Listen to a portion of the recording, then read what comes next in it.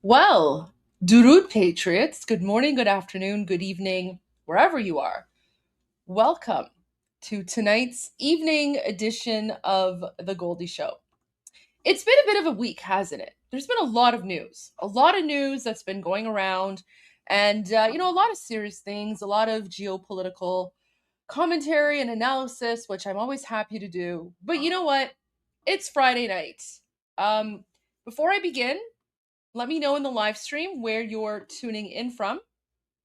And if you guys are watching this live stream afterwards, let me know in the video description.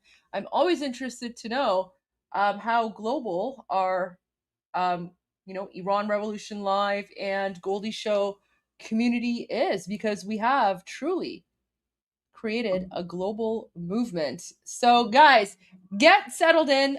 You know what? I'm starting off with my blazer. I have my blazer to be professional, but at some point I might actually, take it off if I feel like in even more of a party mood. Who knows? Who knows? Maybe you'll see my shoulders. Maybe you'll see my shoulders this evening because I'm feeling spicy. I have my bacon bits. I just, cooked up some bacon in the oven. I have my Make Iran Great Again mug. And of course, I have my Savak hat. So there we go. Tonight, I'm going to be focusing on exclusively the Iranian people. Not the Durkas, not the ones who are like, oh, no, hey, dad, right? Not them. The actual, real Iranian people. Because with all the news that's been going on, I haven't really focused a lot on what's really important to us Iranians, and that's, of course, the revolution, the Iranian movement, the Iranian people, and, of course, His Royal Highness Reza Pahlavi, the Shah of Iran and the leader of Iran's National Lion and Sun Revolution. Let me share a video, because we spoke about this, and I think he made a video about this as well. I'm going to find the video. Yeah, there we go. There's the video. But let me share this, okay? So last week, in response to the Islamic regime deciding to hold Khamenei funeral on July 4th, to insult Americans. They could have picked any other day, but they chose July 4th, right? Think about that. Anyway, so in response, His Royal Highness, the Shah of Iran, Reza Pahlavi, he put out a statement and he said, from July 4th to July 9th, as the regime stages its deceptive propaganda around the burial of the remains of the supreme criminal Ali Khamenei, and as we mark the 6th month since the courageous national uprising of January 8 and 9, freedom-loving Iranians will take to the streets around the world as part of the global week of action for a free Iran. They will gather to show the world the true face of Iran and to honor the eternal memory of the fallen heroes of Iran's Lion and Sun Revolution, 6 months after their massacre. A massacre that murdered over 40,000 in 2 days. We now know this number is actually 54,000 because President Trump confirmed that a few days ago. A shocking 14 Iranians a minute. This campaign will begin on July 4th alongside Independence Day in the United States, with gatherings outside U.S. embassies in capitals around the world. Our message to the American people and the U.S. government is clear. Stand with the Iranian people. Do not deal with terrorists. Choose the people of Iran. 250 years ago, America chose freedom. Today, the people of Iran are fighting for that same freedom. Any deal with the criminal Islamic Republic stands in direct contradiction to the ideals and values of the United States and the free world. Our compatriots inside Iran can also take part while protecting their safety and keeping their identities hidden by recording videos at the graves of our fallen heroes, writing messages on walls, and using other creative methods to send similar messages to the American people and government. Further details of the global week of action for a free Iran will be announced soon. So this was issued on June 28th. And then through his comms account,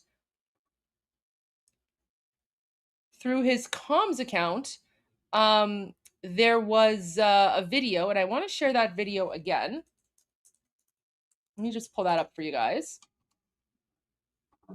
So this was through his official comms account. And he's also posted a lot of great footage as well. And we will get to that. It's not that one. Let me go back a little bit. Wait. Okay, so that was a repost. Sorry, guys. One moment. Oh, wow. His comms account has posted a lot. Sorry, I thought I had it loaded up. Technical difficulties.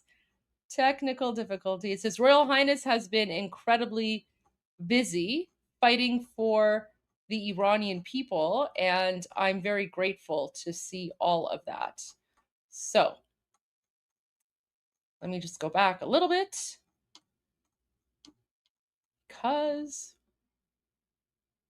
oh, sorry guys. Here we go. I got it. So this is the video. This is because I had my mistake. I had the Farsi, the Persian language version loaded up by mistake. So this is the video that he put out from his official comms account last week. And this is specifically in English because, remember, whenever His Royal Highness posts a message in Persian, that message is for, the Iranian people. But whenever he puts out a message in English, that's specifically for the international community. So that's for all of you, right? So that you guys can also know what's going on. So this sign says Marg bar Khamenei, And over here it says, F Khamenei. So the sign says death to Khamenei. And isn't it interesting that the official account of His Royal Highness Reza Pahlavi, the Shah of Iran, his comms team specifically chose to start the video with a sign that not only says death to Khamenei, but it also says hashtag F Khamenei. So there you go. There you go. And yeah.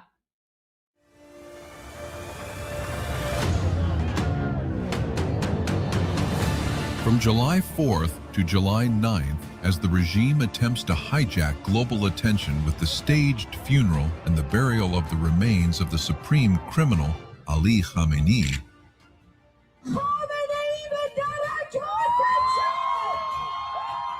freedom-loving Iranians will take to the streets around the world as part of the Global Week of Action for a Free Iran. The regime chose to choreograph its propaganda to fall on America's... Yeah, sorry, someone is asking, but he's already dead. Yeah, because this footage is from before obviously this footage is from before Khamenei was exterminated, right? So like this is not funeral footage. This is footage from before he was exterminated. So yeah, I just want to make that clear.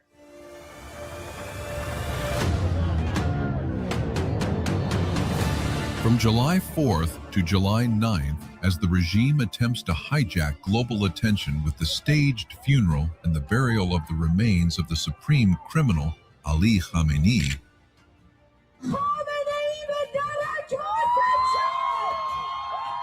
and I love how his comms team chose to include the moment.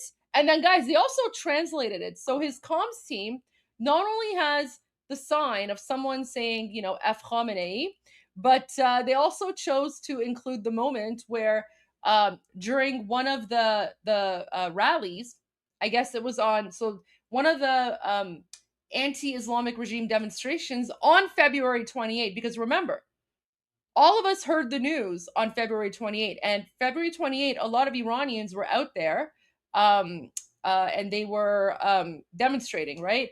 Oh, someone's saying, I really like this website, Iran Rising. Yes, so guys, Iran Rising is actually the official website of the Iranian Revolution. You know what? Let me just start this comment. I'll come back to this, but yes, guys, our revolution has an official website. You can actually go to Iran Rising and you can get all the latest. That is literally the official website of our revolution. Yeah, and it's super cool, especially because it's in English as well. Again, like we Iranians, this is a difference between, Iranians and like the third world Durkas, right? We have an official website for our revolution. We also have peer-reviewed documents. I'll get into that in another episode. Yeah, anyway, so I just find it fascinating that his comms team specifically chose to include a clip from when someone at one of the rallies says, yeah, exactly. That's the website, iranrising.com. Yeah, that's the one, iranrising.com. That's the English version. But yes. No, wait. Sorry, no, that's not the right one. That's not the right one. Wait. Sorry, no, guys. I'm so sorry. That's not the right one.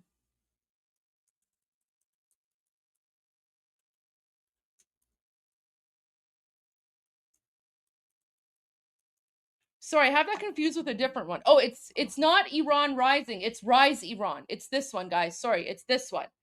This is this is the correct one, guys, because there's a lot of fake ones out there. Yeah, no. You guys are right. It's this one. So it's basically Rise Iran. This one here. Okay? So if you just go to like if you just search for Rise Iran, okay? So literally, if you just go to Google and search for Rise Iran, it's this one here. Rise Iran campaign led by Prince Reza Pahlavi, okay? That's the one. This is the one. Sorry. I don't know what that other one is, but this is the real one.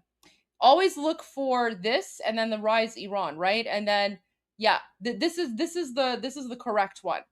So yeah, and then it's got all the documents, and like I said, the Iran Prosperity Project.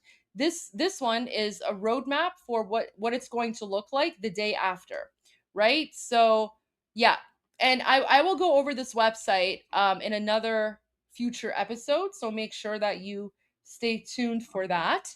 But this is the correct website. So just literally search for Rise Iran, and then you're gonna look for this one, right? It says Irano pas migirim, which means we will reclaim Iran. So that's what Irano pas migirim means. It's basically the Persian phrase written out with English letters. So there you go. And now you know our revolution literally has an official website, which we will go over at another point in time.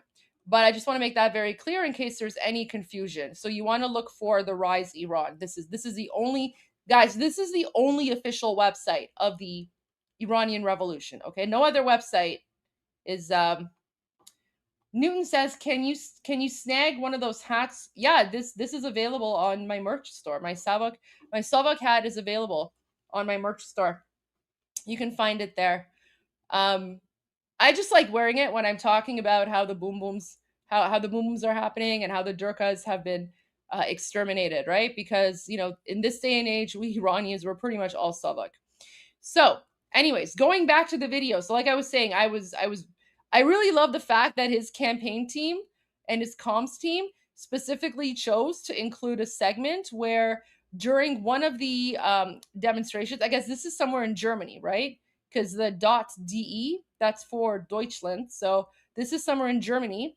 And this is the moment when people found out that Khamenei has been sent to hell. And they included it. They're like, Khamenei has gone to hell, right? Anyway, so just keep an eye out for all this. All right, I'm going to go back. I'll play it without interruption.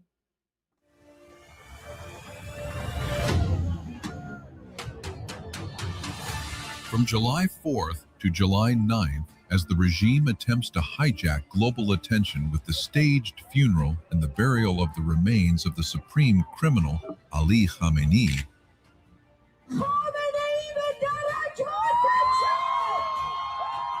freedom-loving Iranians will take to the streets around the world as part of the Global Week of Action for a Free Iran.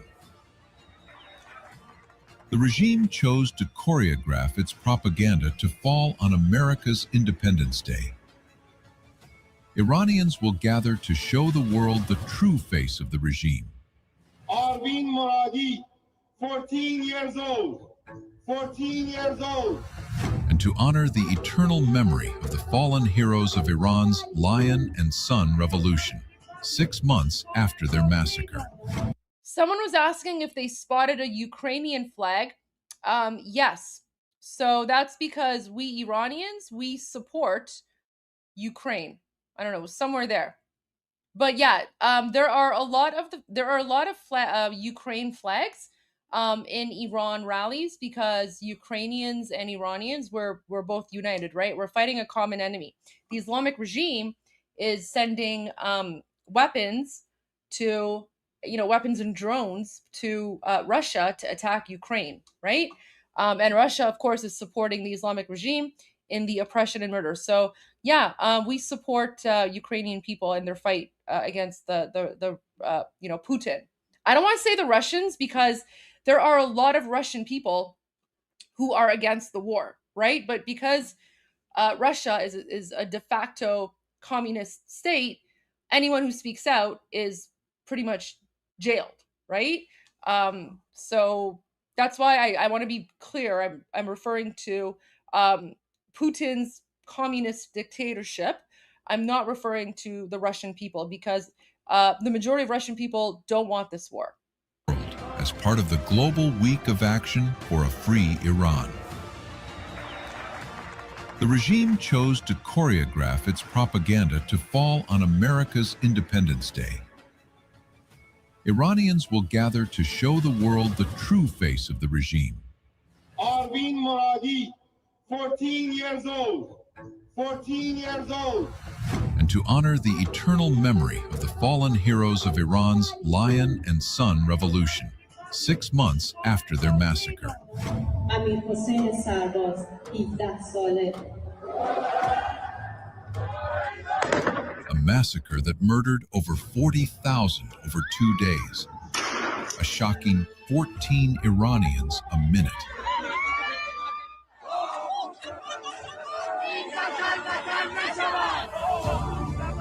The campaign will begin on July 4th with deep respect for America's Independence Day, with gatherings outside U.S. embassies in capitals around the world.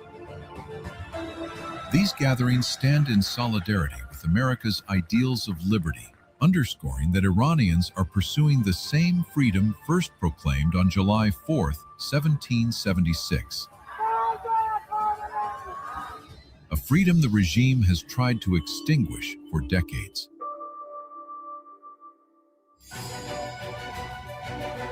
Inside Iran, our compatriots can also take part, while protecting their safety and keeping their identities hidden, by recording videos at the graves of our fallen heroes, writing messages on walls, and using other creative methods to send their voices to the world.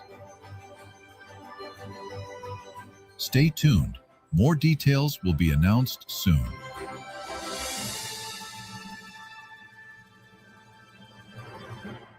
So that is what was announced. And of course, everything began on July 4th. Now, I have a lot of footage, but I think we should start off with something a little bit more lighthearted. Because remember what the Durkas were doing. And I've shared a lot of footage of that. But you know what? I feel like I should share some more beautiful footage of the Durkas and how they are wailing and crying, and you know, they're literally losing their minds, right? Where is that video? It was like a very hilarious one too, right? This one. So this is the clown show. This is the clown show that has been going on for the last week or so. And you don't really need to hear the audio. Like the audio doesn't actually add anything.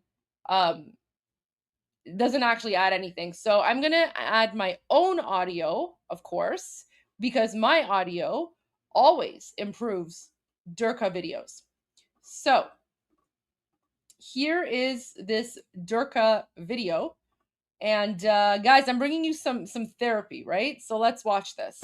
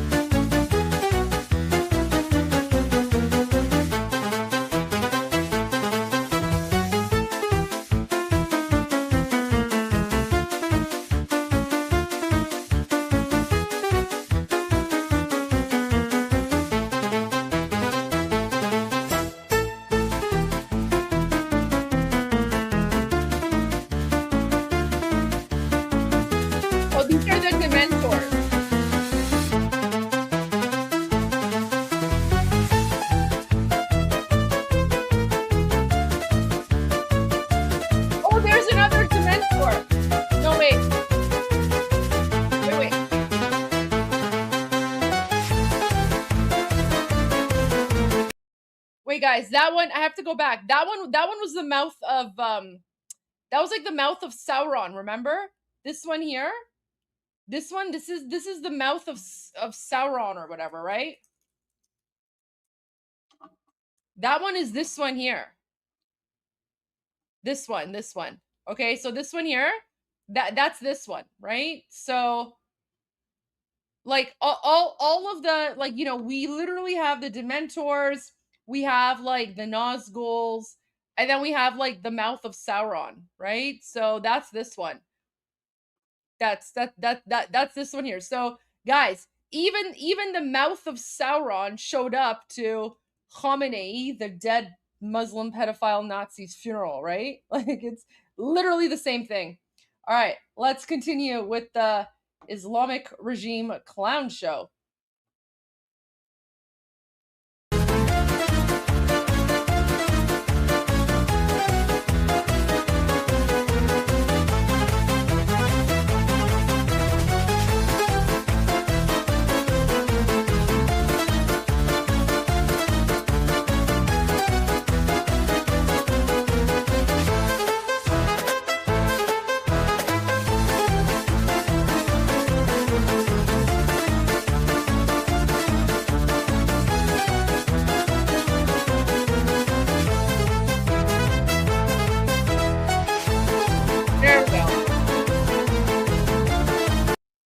There you go. I could watch that on loop for hours, but I don't want to do that to you guys because I have a lot of footage to share with you. Anyway, so there's basically a compilation of the Durkas, right? Like the, you know, about the 3 to 4% of the Iranian population that actually supports the Islamic regime, right? And of course, there's a lot of non-Iranians amongst them, including Jackson Hinkle. Remember? Jackson Hinkle went to Khamenei's funeral and he thought that he would go there and that he would, like, I don't know, be treated like a god or something, right? The guy literally has like, you know, like those weird liberal women who you know, they have like white savior syndrome where they think like, oh my gosh, if I'm a white person and I speak out for the oppressed people, they're going to view me as a god because I'm a civilized first world country white person speaking out for the third world, right? Like it's really like weird mentality that these like liberal Durkas have. Yeah, the Karens basically, right? So Jackson Hinkle went to Khamenei's funeral thinking that, you know, because he's like this white guy with like, I don't know how many million followers he has. Like I blocked him years ago, right? But he goes to occupied Iran and he thinks that he's going to be attending Khamenei's funeral as like some sort of, you know, white savior, like, guys, I'm here. And then look at how they treated him. So funny. Look at this. I'm from Uganda. बिस्मिल्लाहिर्रहमानिर्रहीम। सुबह के 3 बज रहे हैं और Tehran के metro में देखिए किस तरह की भीड़ है माशाल्लाह। आमदी जानम लकुर्बानत। My name is Shabir Mehdi Khan. I am from India. No one cares. Oh, there, guys, there he is. Look, Jackson Hinkle was literally relegated to the water boy. Jackson Hinkle thought that when he goes to Khamenei's funeral, they're going to roll out the red carpet for him. Instead, Jackson Hinkle, because remember, he's an infidel, right? So he goes there and then they make the dhimmi, right? Because he's a dhimmi in their eyes, right? So he's a dhimmi, and then they make the dhimmi serve water to like the jihadi Durkas, right? Look at this. There you go. So that, look, and then do you see how they're filming him? Do you see this? Like, there's literally a giant video camera right there. You know why? Because the Islamic regime is going to brag about this. They're basically going to brag and be like, look how much influence and power we have. We literally like basically they're going to say, we are so influential that we can make dhimmis come to so basically for them, it's basically they're saying like, we're so influential that we actually made this American come to Khamenei's funeral and be the water boy and serve lemonade to Muslims from third world countries, right? So this is not respect, guys. This is basically the Islamic regime. They're basically bragging about the fact that they've like conquered. I mean, yeah, I say water boy, but I don't know, it's like, I don't know, lemonade. I don't know what this is. Like, why is it that weird green color? Because lemonade or limeade, it's not neon green. So yeah, basically the Islamic regime has turned Jackson Hinkle into their useful idiot, and he's there, and they're basically filming him so they can brag about the fact that even Americans attended Khamenei's funeral, and we make them serve water to the Muslims because they're dhimmis and they're second or third status or whatever, right? Guys, so remember, this isn't like this isn't like Gatorade, or I don't know what it is. It's some sort of weird powder liquid. I mean, yeah, it's some sort of like, fake lemonade, or I don't know, whatever it is, right? Anyway, so there you go. So these are the Durkas. These are the Durkas. However, what were Iranian people doing? So while all the Durkas are literally freaking out and they're chanting, death to America, death to President Trump, all this like jihadi Durka nonsense, what were Iranians doing? Well, let me show you. I have a lot of footage. So we're going to go to some footage from today, but then we're going to go back to the beginning because I do want to cover the global week of action. So anyways, this is sorry, I really enjoy this image of Jackson Hinkle. He's a water boy. Oh my gosh. So funny, so funny. Okay, I see a few comments here. So Norway says, God bless Goldie Gamari. Oh, thank you, Norway. Thank you for your prayers. I'm always appreciative of prayers from all religions. So thank you so much for that. God bless all of you as well. And then we have a super chat from Atki saying, Hinkle spent years carrying water for the regime online. Iran, well, you mean the Islamic regime, decided to make it official, but he'll brag about serving the revolution one cup at a time. Yeah, absolutely. Absolutely. That's exactly what it is. So he's been carrying water for them online, and then they literally made him carry water for them at the funeral of their dead Muslim pedophile supreme dictator, right? So look at this, like, so bad. So bad. But I digress. Let's go to Iranians, right? The freedom fighters. What are they doing? Well, here's some footage from today. Iranians in southern Cyprus danced and celebrated outside the Islamic Republic's embassy on Thursday. A video sent to Iran International showed as the remains of slain Supreme Leader Khamenei, were buried in the city of Mashhad.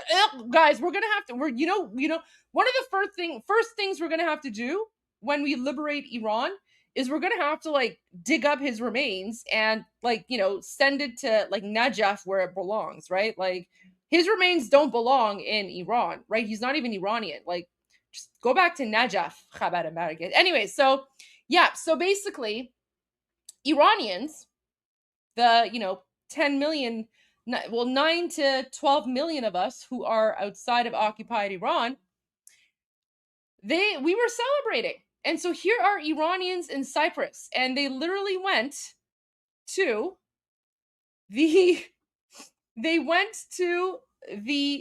front of the Islamic regime embassy. Oh, I know this song. Oh my gosh, this song, you know what? The song is copyrighted, but it's so worth it. I'm going to have to I'll have to play it, and then, afterwards I'm going to have to edit this part out. So I apologize, guys, because YouTube is that way. YouTube hates it when you play copyrighted music, and this song is copyrighted, but that's okay. It's worth it. So Iranians went in Cyprus.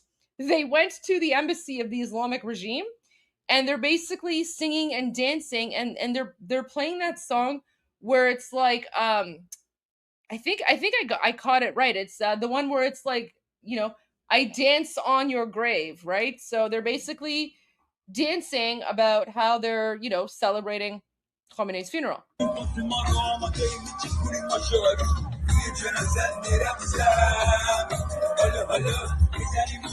And look, they have a giant, like, they made this coffin for Khamenei, and it's got like the demon face there, and then that's like the flag of the Islamic regime, right? So guys, this is the only appropriate use of the flag of the Islamic regime, right? It's when they're using it to mock the Islamic regime and Khamenei. So they take this like mock coffin with like a demon face on it and the flag of the Islamic regime to represent Khamenei, and they're outside of the Islamic regime embassy, and they're playing the song by Hichkas, which says "Ruye janazat miraqsam," which means I dance on your grave.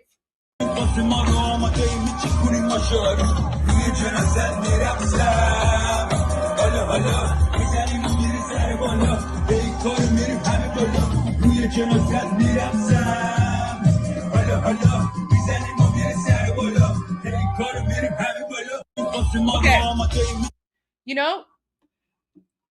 I shouldn't do this because this is going to get me a copyright strike, but honestly, it's worth it. It's worth it. I actually, you know what? It's worth it. Because we're celebrating Khamenei's funeral, I will take the copyright strike, and then, I'll have to edit this part out afterwards. So anyone who's watching this live stream, after the fact, if you want to see the parts that have been edited out, you can go watch the live stream, either like you can go watch the replay either on X or Rumble, because I don't have any issue. Oh, like X, Rumble, Twitch, or Kick. It's just YouTube that has these issues, unfortunately, but it's so worth it. So guys, okay, so here's the song. Here is the song that they're playing, okay? And it's so worth the copyright strike. It's so worth the copyright strike. So enjoy this while you can. نتونستید بچه ها حضرت امام خامنه ای ملکوت اخلاقی است شما پیروز نشدید انا لله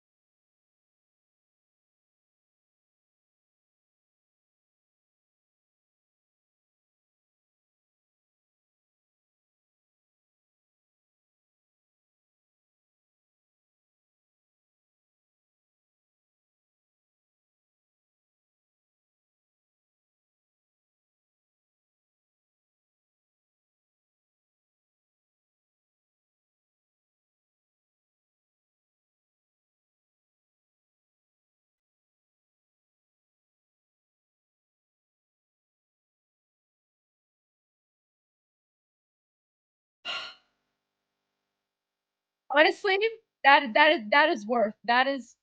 is totally worth the copyright strike. So there's the song. You can find it on my Iran Revolution Live playlist. So on my YouTube channel, I have a list of all the songs that I've played. And that's one of them. But the artist, his name is Heechcast. So I can pull it up for you guys. But this version with like the English subtitles, I made this video myself. So I basically took his song, and then I just added some like video and footage, and I turned it into a video, and I added the subtitles as well, right? But if like this is his official account. I'm assuming this is, wow, he only has, oh my gosh, he doesn't even have that many followers. Wow. I mean, I'm assuming this is his account. So it's Heechcast, and so he has all the songs there, right? So this is the original version, right? So you can go and listen to it, but it doesn't have like the subtitles, right? So if you want the version that I shared, I made that version myself. So you can find that on the Iran Revolution Live playlist, but that's just because I took the time to add subtitles and translate it so I could share the beauty of that song. And yes, his official account singing about how he's, dancing on Khamenei's grave. It's literally the image of a garbage bag. Yes. So, anyways, going back to Iranians celebrating, now you know the context for the song. Okay, so they're basically dancing to that song where it's like, we're dancing on your grave. No copyright strike. No. Guys, YouTube, listen, YouTube is like that. It is what it is. It is what it is. Like I don't have like a huge team behind me to fight it, but like I said, it's worth it. It's worth it to share it with all of you. Not a problem. Anyways, so let's go back to this video now. So now you understand the context behind Iranians dancing to this song because you've seen the lyrics. You understand them now. So they're basically playing the song about how they're dancing on Khamenei's corpse while they are, waving this makeshift coffin of Khamenei with like the demon face or whatever, right, in front of the Islamic regime embassy in Cyprus.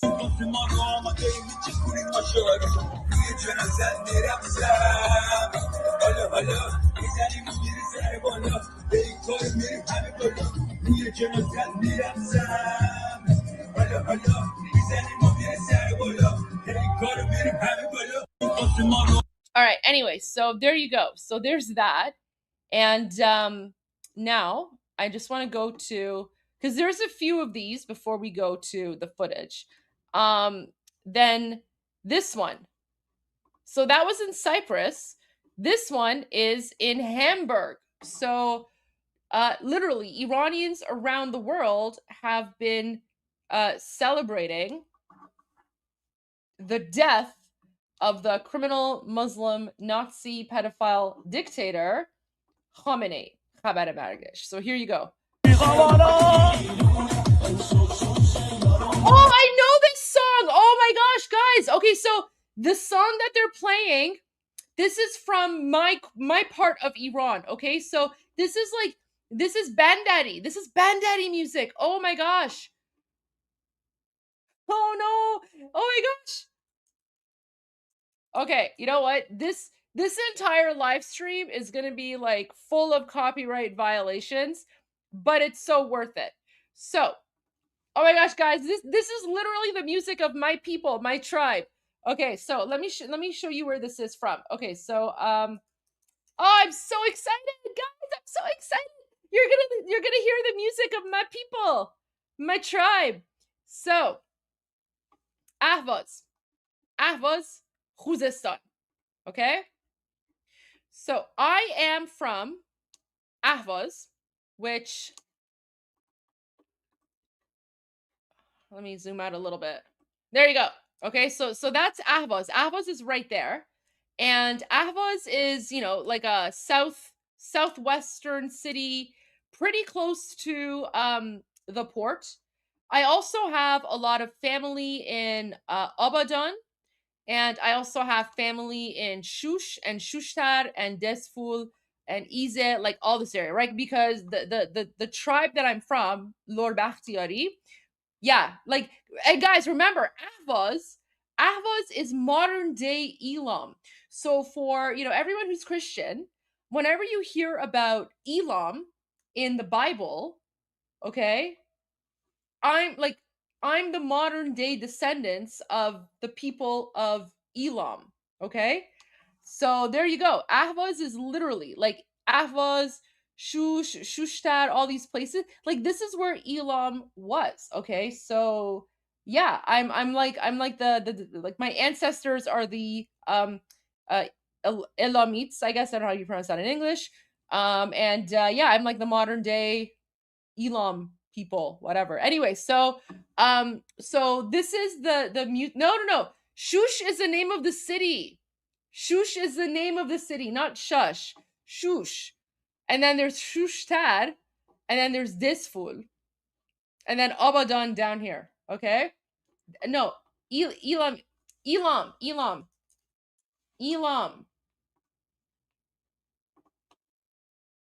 Right? Whatever you hear about Elam in the Bible, and all the prophecies about Elam and Elam rising and things like that, that's me, that's my people, that's my tribe. Elam, we're modern, like Ahvaz is basically like the heart of like modern day Elam. Yeah, guys, there's a lot of like references to Iranians in the Bible. It's just like different names, right? So yeah, I'm from Elam. Look at this.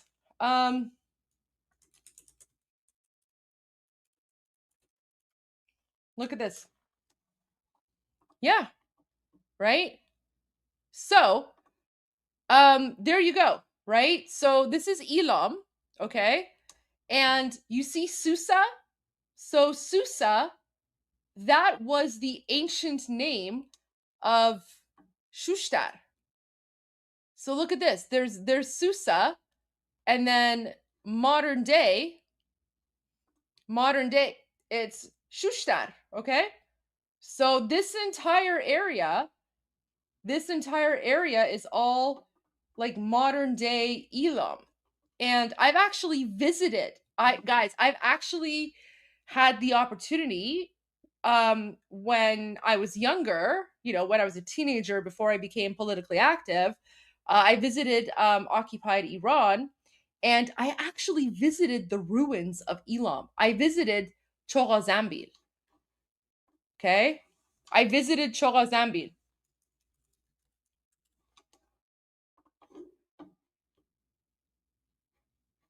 And you guys have probably never heard about Chorazambil. But here you go. Chorazambil is in, wait, let me make the text bigger, okay? Let me make the text bigger for you guys. So, Chorazambil is an ancient Elamite complex in the Khuzestan province of Iran. It is one of the few existing ziggurats outside Mesopotamia. It lies approximately 30 kilometers southeast of Susa and 80 kilometers north of Ahvaz. So guys, I was literally born 1 hour away from the ancient city of my ancestors, right? The construction date of the city is unclear due to uncertainty in the chronology, but it is clearly sometime in the 14th or 13th century BC. And then it was destroyed by the Assyrian ruler along with the capital of Susa, but then Susa was replaced and it was fixed. Anyways, the ziggurat, which I've actually visited, is considered to be the best preserved example of a stepped pyramidal monument by UNESCO. In 1979, this is right before the Durkas took over, Chogha-Zambil became the first Iranian site to be inscribed on the UNESCO World Heritage List. And just in case anyone's wondering, let me show you this photo. Right? Let me show you this photo. Good memories, good memories.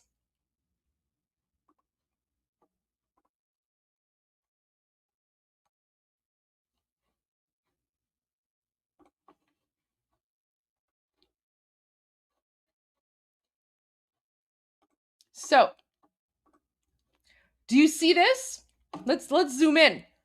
This is me in Ahvaz, and this is me on the road to Chogha-Zambil. Okay, so that's Chogha-Zambil. The Islamic regime didn't translate it properly, right? But they write Chogha-Zambil. Anyway, so this is me literally in Ahvaz, in Khuzestan, on my way to Chogha-Zambil. This is back in I think this was like 2010. Yeah, so this was like this, I think this was like 16 or I don't know, somewhere between 16 and 20 years ago. Oh, look, there's me. There's Bibi Goldie, right? There's Bibi Goldie. That's me when I was younger. I think this is obviously before I was openly politically active, right? So, and as you can see, like I have to wear a mandatory hijab, but I'm being rebellious. No, the guys, this is more than 16 years ago. This is like 20 years ago. I'm really young here. I think I'm like, I don't know. I think I'm probably like 18 years old here. So this is over 20 years ago. Remember, this is before I became politically active, because now I can't go back. But when I was younger and before I, started speaking out, I went because I wanted to experience Iran, right? Like I basically wanted to learn everything I could and experience as much of Iran as I could, and make contacts and connections so that when I do speak out, I know what I'm talking about, right? So all these people who are like, oh, Goldie came to Canada when she was a year old, she knows nothing. Yeah, Zart. Anyways, so there's me, and as you can see, I'm also being rebellious, right? Because I hate the mandatory hijab. So, I just have like all my hair hanging out because, this is me, baby Goldie, like 18 years old, and I'm rebelling against the Islamic regime, right? So this could have gotten me killed, by the way. This could have gotten me killed, right? Anyway, so there I am. That's Chogha-Zambil. Yeah, I have a Canadian accent because I came to Canada when I was a year old. So yeah, like guys, anyone who learns a language when they're under the age of like 7, they speak the language with no accent. In fact, I would say that I have more of an accent when I speak Persian than when I speak English, right? Because I grew up in Canada, but I've learned Farsi, I've learned Persian, but I learned Persian in Canada. Of course, in the last, I would say 5-6 years, my Persian has improved greatly. However, yeah, so there's me. There's me in occupied Iran visiting Elam. Guys, this is Elam, okay? This is Elam. Anyways, I have more photos, guys. Look at this one. So these are all photos that I took, right? So look at that. That's a photo of the ziggurat that I took myself. Okay, so these are the photos that I've taken, and some people have taken photos of me, right? So there's this one, and then wait, let me just do something here really quick, because I want to make sure that I'm not doxing anyone in my photos. So I just want, okay, yeah. So all right, that next one is okay. So there's me, and then I'm holding like the tip of the cigarette there, okay? So there I am, and I'm like, oh look, there's like the tip of the cigarette. Okay, this next one is super cool. Guys, look at this. Do you see that? So this is carving. So this is like cuneiform. So this is the people of Elam and the carvings that they had on the stone of their ziggurat, right? This is literally Elam from the Bible. So whenever, especially for Christians, whenever you read about Elam in the Bible, this is Elam. This is Elam right here. Okay? I'm from Elam. And here's another photo of the ziggurat. So we're getting closer to it, right? Because it's like an ancient city. And then I was just having some fun. So here I am. So where I'm sitting right now, this used to be oh god, it was kind of like a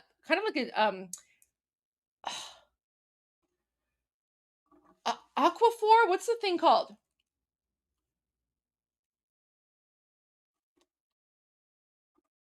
The place where it's like they gather water. Oh my gosh. Is that what it's called? Aqua something. No. Aquifer. I think it's aquifer. Oh, aqueduct. I think it's aqueduct. Sorry, guys. Yes. It's an yeah. It's an aqueduct. It's an aqueduct. Yes, that's what it was. Okay. I knew the aqua part. I forgot the suffix, but so this used to be like part of an aqueduct system. It's all dry now because remember, like 3,000, 4,000 years. Oh yeah, no, our chat is super smart. Our chat is super smart. But remember, 3,000, 4,000 years when Elam existed, it wasn't a desert, right? The climate has changed, right?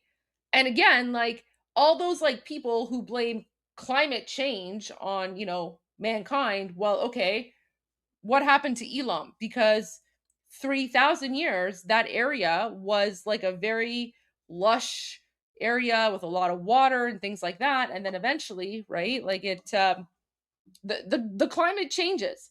The climate changes. Anyways, so I just want to add that there. Okay, let me just check out the next photo. Okay, oh, look at this, guys. Now look at this one. I'm literally sitting on the steps leading into the ziggurat, the Chora Zambil, right? So there I am, sitting on the steps. And okay, next one is cool too. So then, they had like the let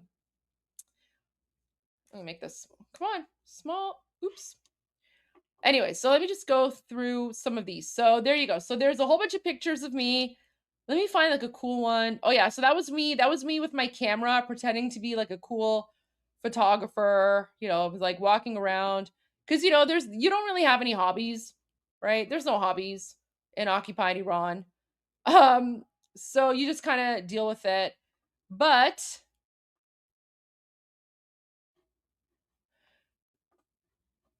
let me go to the next one here.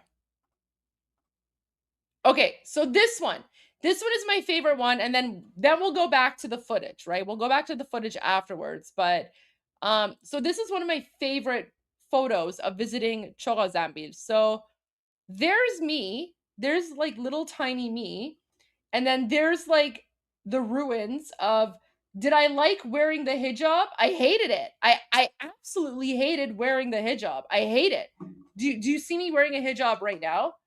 The only reason that I have to wear hijab when I'm in occupied Iran is because the Islamic regime forces you, right? And if you don't wear the hijab, they murder you. Okay, there's also that's okay. So this, okay, اون عکس هم نشون میدم. چشم، حتما اون عکس هم نشون میدم. So this yeah, so this is me, and this is Chora Zambil. Okay, so that just shows you how massive this complex truly is, right? And yeah, there's Bibi Goldie, and then there's ancient Elam, okay? Ancient Elam. Now, there's actually a really, really cool photo that I took. And I've been now told that I have to share this photo. And I'm happy to. I'm super happy to share this photo. It's actually really cool. Okay. Let me just save this, and then I'm going to upload it. So it's actually a really, really cool photo. This is probably, you know, as a like hobby photographer, this photo is my favorite photo of all time. Okay? Literally my favorite photo of all time. So this is not, so you know, this is like an angle here, at an angle, but the image inside of that frame, that is not AI generated. That is also, like, the colors are also not reconstructed. This is a winged bull that was from one of the buildings, palaces, temples in ancient Persia. And it has been so well preserved that the colors are still there. Okay? Let me make this bigger for you guys, okay? Let me just make this super big so that you guys can truly appreciate this. So, the colors that you are seeing here, this is what this looked like 2,500 years ago during the Persian Empire. Okay? So when you see all of these like ancient carvings from Persepolis, right? So let me show you Persepolis. Okay? So when you see all these like you know, like this one here, this is a good one.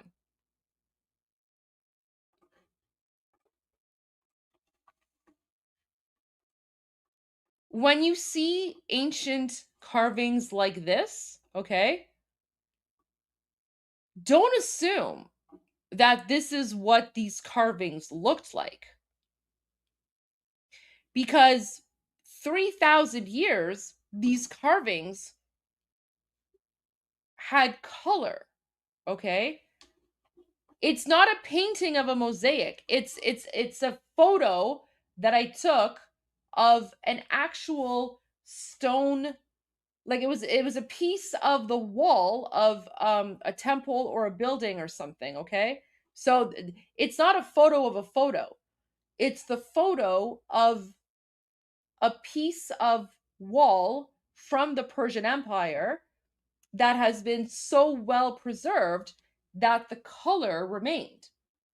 That's in the Museum of Susa, okay?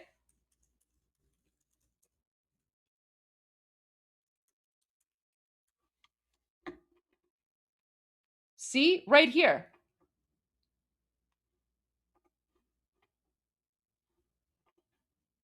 But this is the wrong one.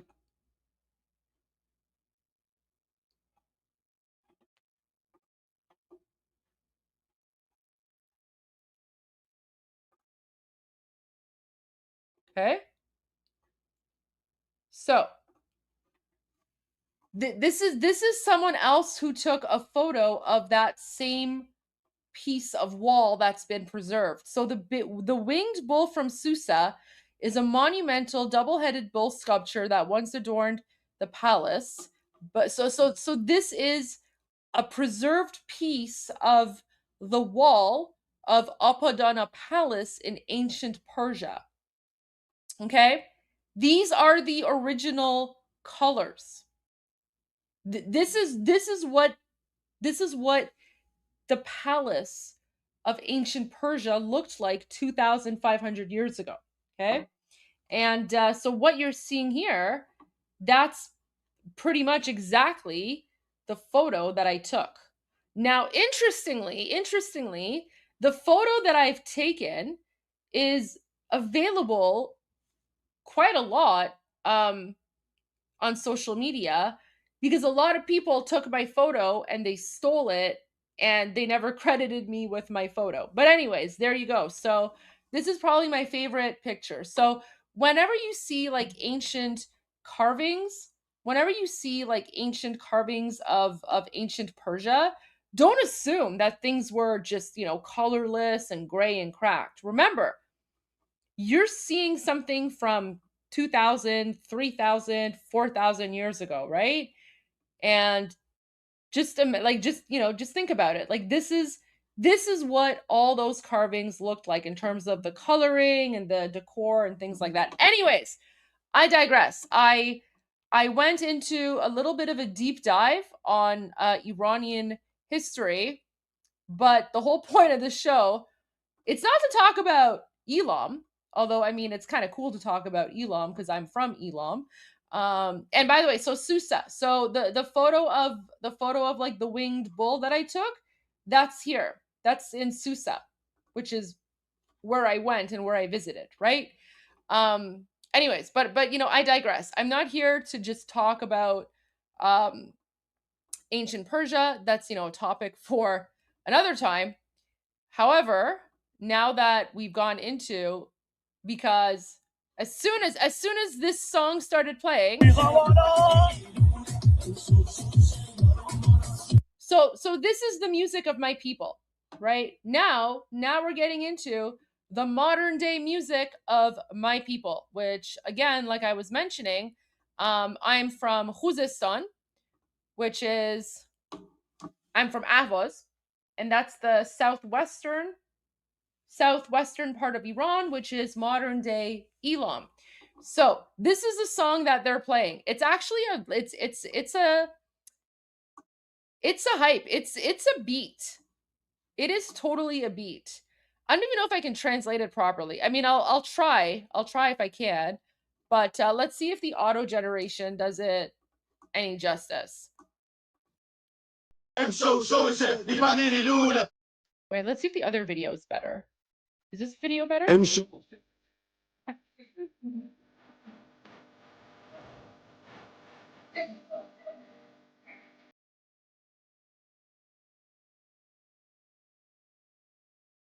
This is definitely not.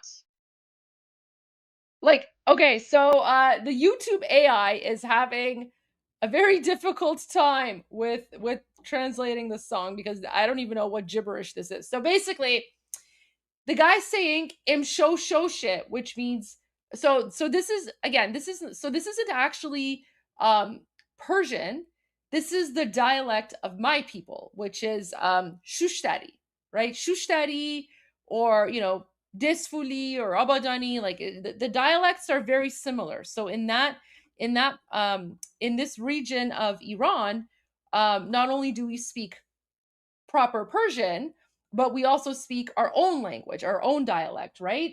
So yeah, this is the original language of the the Lord Bakhtiaris. So yeah, and you guys, like, you've literally probably never heard of like Shushtari or Disfuli or Bakhtiari and all that, and that's okay. That's okay, because we're a small minority. Anyway, so what he's saying in the song, he starts off by saying im show shit, and then he's like lepak lili, I don't know, whatever that part is, I can't translate that, but he's like, tonight is the night. And then he's like im show shit, which is tonight is the night, and then yarom poraz june, which means my love is full of life. Okay, so he's like, tonight is the night and my love is full of life.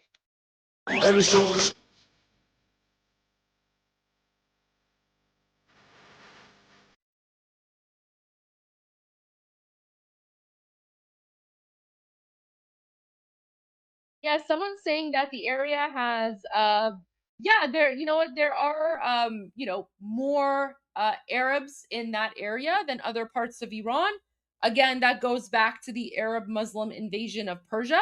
But these cities that I'm talking about and I'm sharing with you, they've existed for like thousands of years before Islam was invented. So, the city that I was born in, Ahvaz is actually 2,000 years old. Okay, so Ahvaz was built 2,000 years old, and 2,000 years ago, and Islam was invented 1,400 years ago. So the city that I was born in has literally existed for 600 years before Islam was invented and before the Arab Muslim conquest of Persia.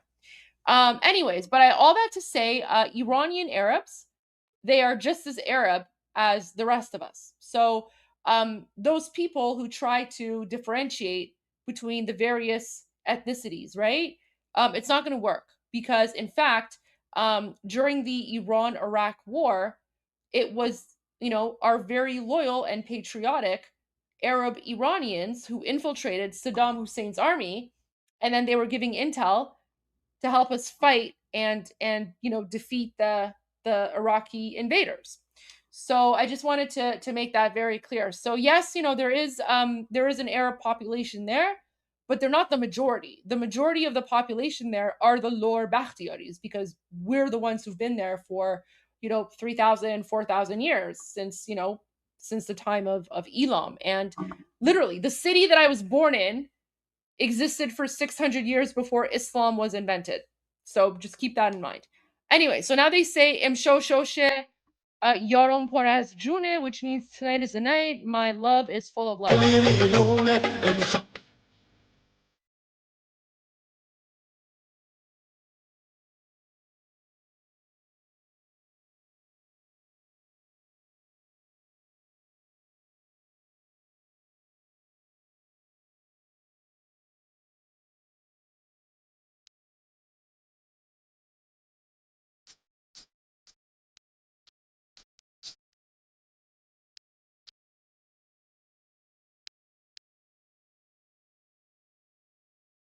Anyway, so the music of my people, it's like, think of like the stereotypical Middle Eastern kind of music where it's just like a lot of drums, a lot of like, beating drums, like, uplifting music. And it's just the kind of music that like makes you, it brings your blood alive, and it just makes you want to dance, right? It makes you want to dance. So, um, like whenever I hear, and this is called bandadi music. Remember, bandad means port. So here's a little lesson for you guys, a little geography lesson.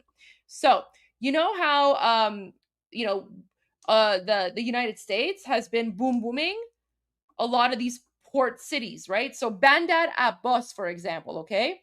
So Bandar, that no, it's not Farsi, it's Shushtari. Shushtari is one of the dialects that Iranian people speak, because remember, we Iranians, we have been an identity for 3,000 years. And what unites us is our Iranian identity. However, we have, different dialects and things like that, right? So exactly, Bandar means port. Okay, so Bandar Abbas means the port of Ahvaz. Okay, there's a lot of other like places with like the word Bandar in front of them, right? Like here, Bandar Lenge. So this place is called Bandar Lenge. That means the port of Lenge. No, it's not Farsi. It's Shushtari, but it's very similar, right? So exactly. See, Omid is right. So each region has its own dialect, but we all speak Persian. We all speak Persian. Because again, our Iranian identity unites us. So we Iranians, we're actually like we're kind of proud. Like, we're very proud of the fact that we are so culturally diverse, right? Because okay, you know what? Think of like, I mean, it's not the same, but think of how, like, you know, people in Texas have like a different accent from people in Chicago, for example. Now, it's not the exact same because it's literally like different dialects, right? So someone from Texas can still understand someone from Chicago.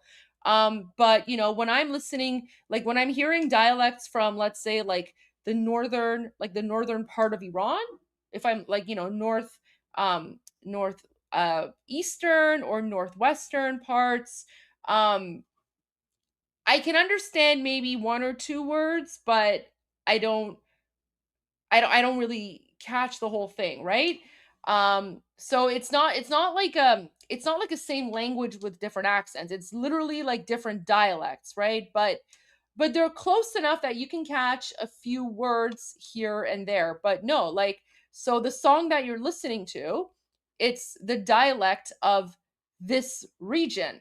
And the style of music is called Bandari music. And Bandar means port. So there you go. See, so here's like Bandar Mohshar, right? So this city is called the Port of Mohshar. Okay? And then here you go. So for example, Bandar Kangon, right? So this is the port of Kangon. So going back to Bandar Abbas, whenever you hear Bandar, that means port. Okay? So this is the port of Abbas. And the kind of music that I'm just shared with you, that's called Bandari music. And Bandari, so Bandar means port, right? So it basically means like port music. So it basically refers to like the southern part of Iran, okay?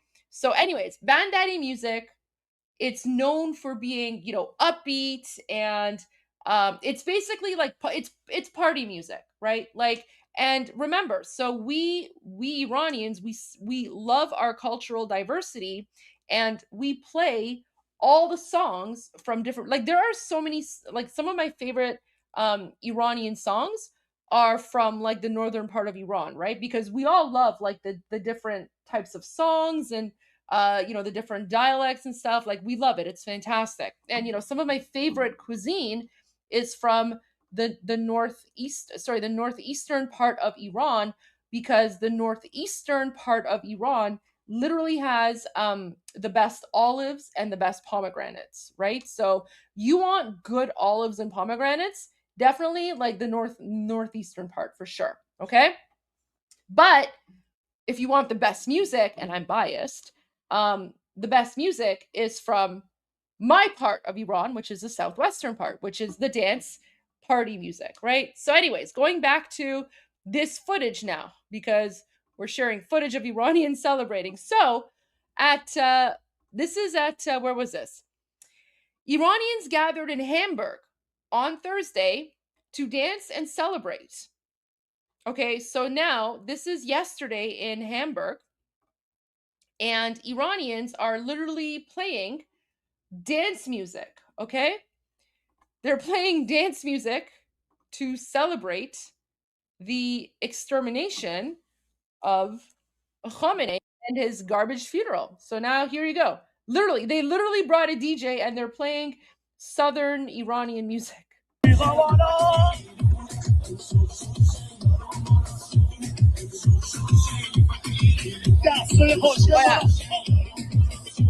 is also the way we dance, right? So we just kind of like dance, and we just shake. We shake it.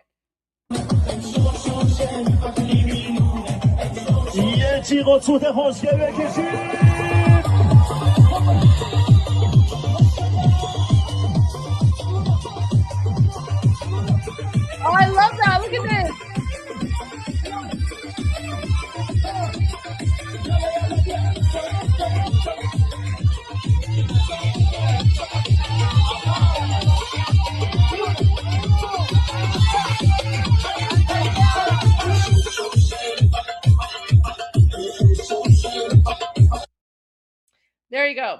So guys, you know these flags, guys. Okay, quick history lesson for all of you. So look at this.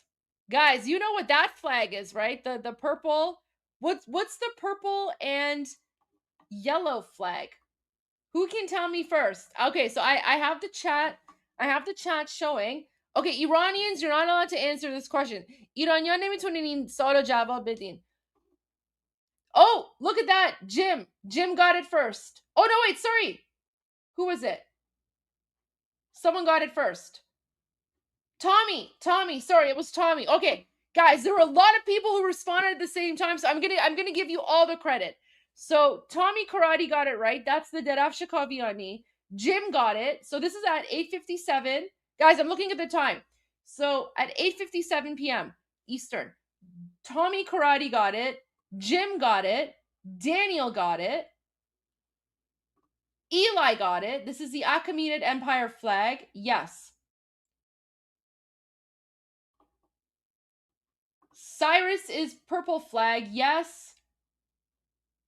And the flag on people's profile. Yeah, but what's the flag, Newton? That's not an answer, Newton. You know what? I'll give it to you. That's fine. I'll give it to you. That's okay.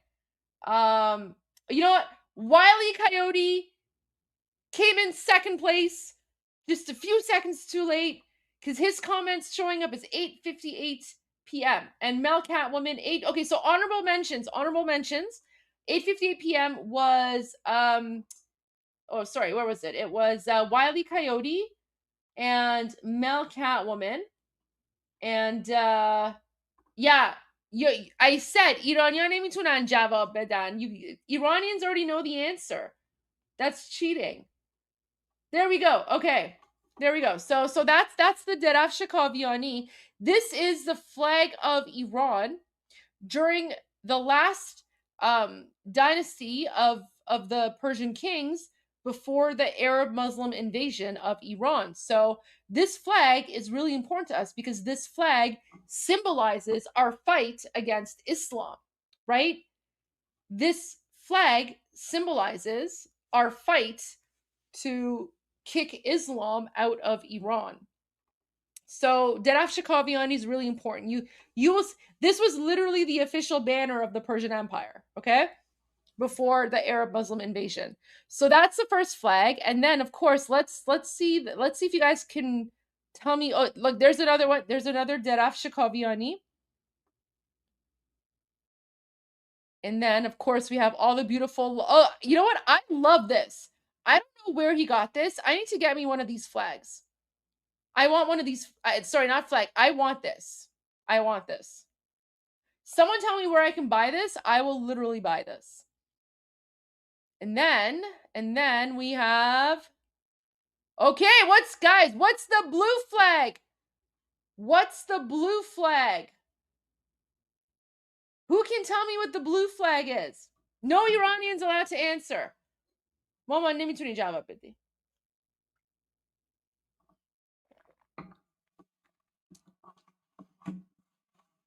No, it's not Savak. Yes, Laszlo. Laszlo got it. Yes. That's this one right here. That's the official standard of Shahanshah Ariamer. And of course, the official standard of the Shah of Iran. So this is the official standard of the current Shah of Iran, His Royal Highness Reza Pahlavi. There you go. Let me put this back. Javid Shah. So, yes, that is the flag of His Royal Highness, the Shah of Iran, the Shahanshah of Iran. And then let's continue. So there you go. There's another Deraf Shakaviani. And then, of course, that's the flag on top of my head. And everyone is just dancing and having a good time. So this is how Iranians have been celebrating. But I digress. Let's continue because I have more footage to share. More footage to share. Let me just make a note of this. I want to keep track of everything that I've been sharing, right? Because I literally have like 100 links, if not more, of videos that I want to share with you guys.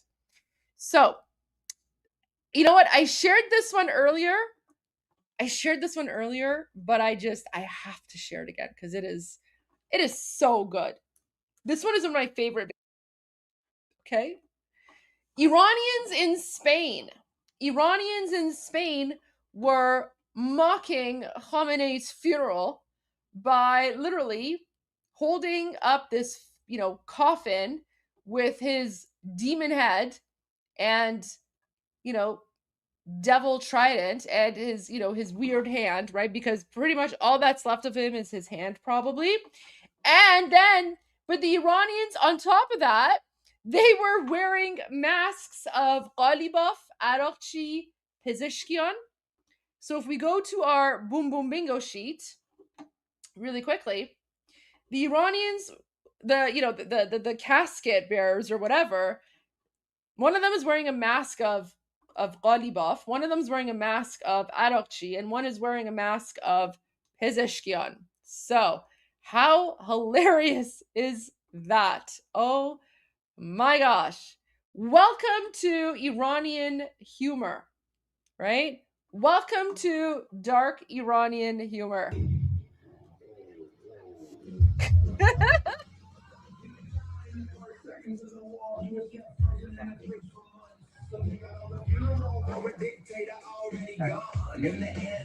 You are done.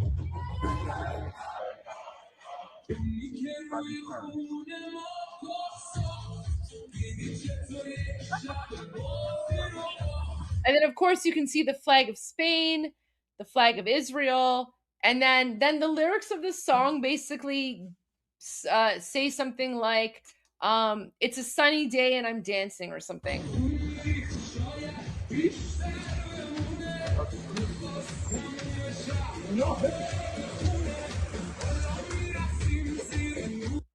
Oh yeah, so he's saying "Alon mirachsim zir nur aftab," which means now we dance under the sunlight, right? So they're like, you're dead, and now we're dancing under the sunlight.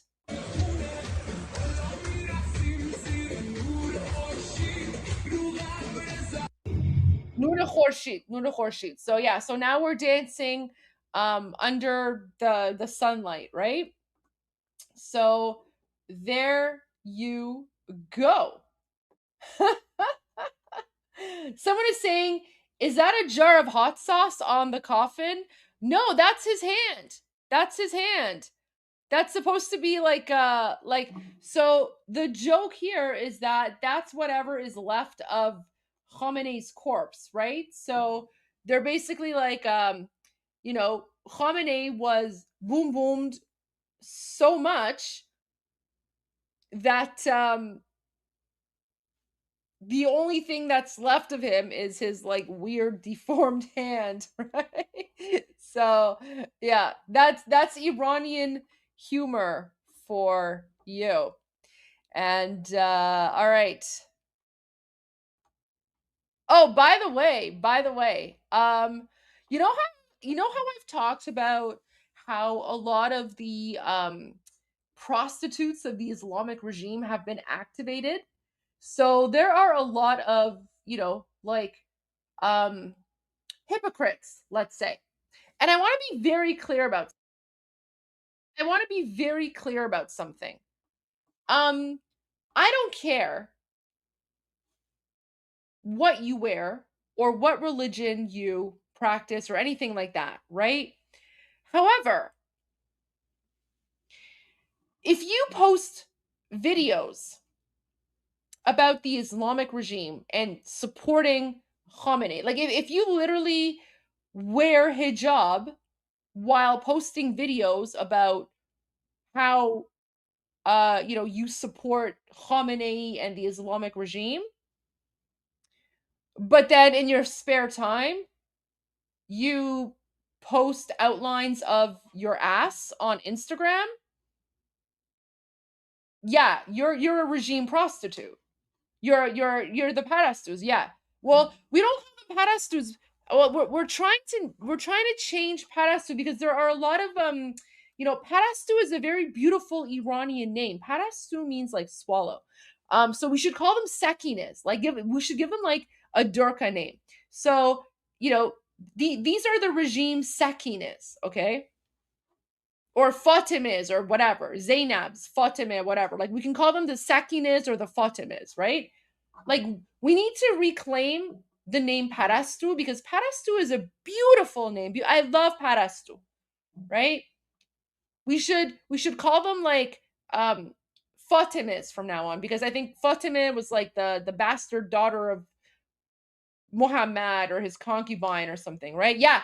We also call them Fati commandos. Yeah, that's true. Gandalf, good point. So yeah, we call these people Fati commandos. So Fati is short for Fatima.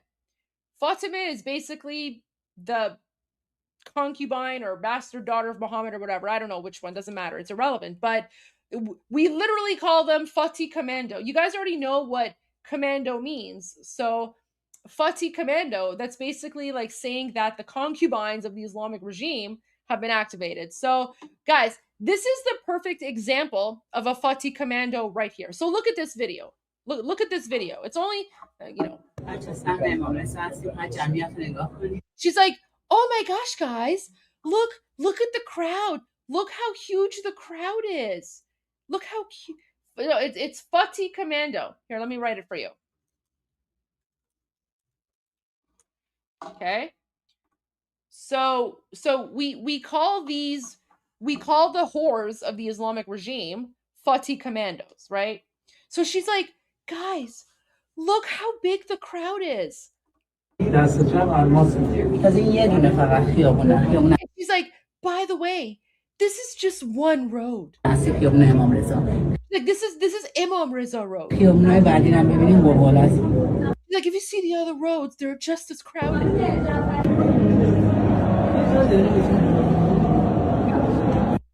Guys, do you actually see how empty the streets are? Remember in the AI videos that I've been sharing with you, it's all blurry and it looks like the streets are packed, right? But look, they're literally spreading out to make it look like it's more crowded than it is.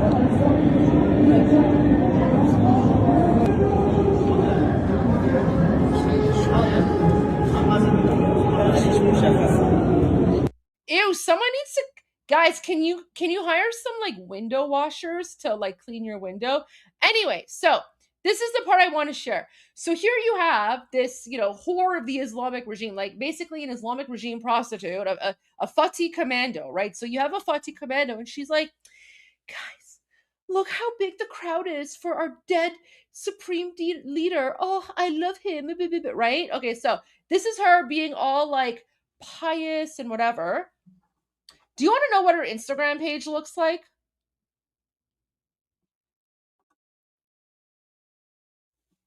This is her.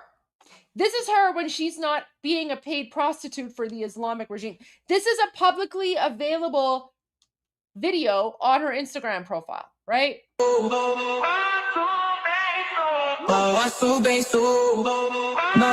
Okay, guys, I own a lot of sweatpants. I have never like guys, like you can tell she's literally shoved her pants in between her glutes. She has purposely shoved her sweatpants between her glutes to make them more prominent, okay? Now, again, I want to be very clear.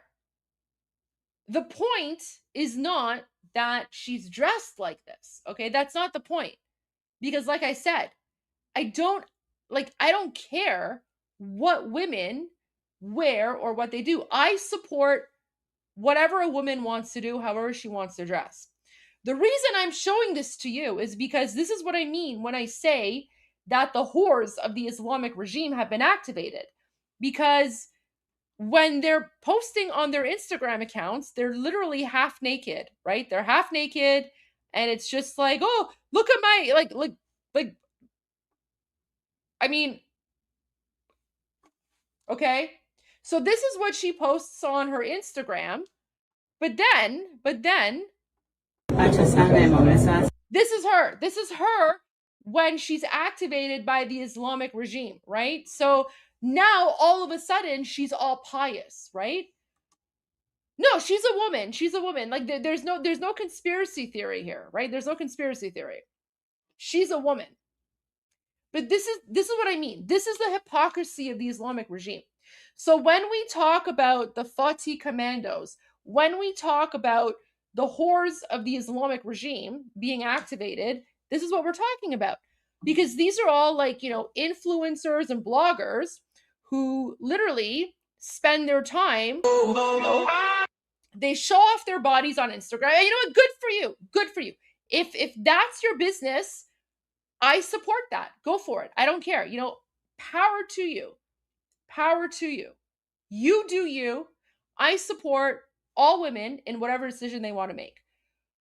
But this one, she is a whore of the Islamic regime because, right? She goes from this, like this is her on a regular day, like showing off her ass, right? And good for her. She has a fit body. I get that.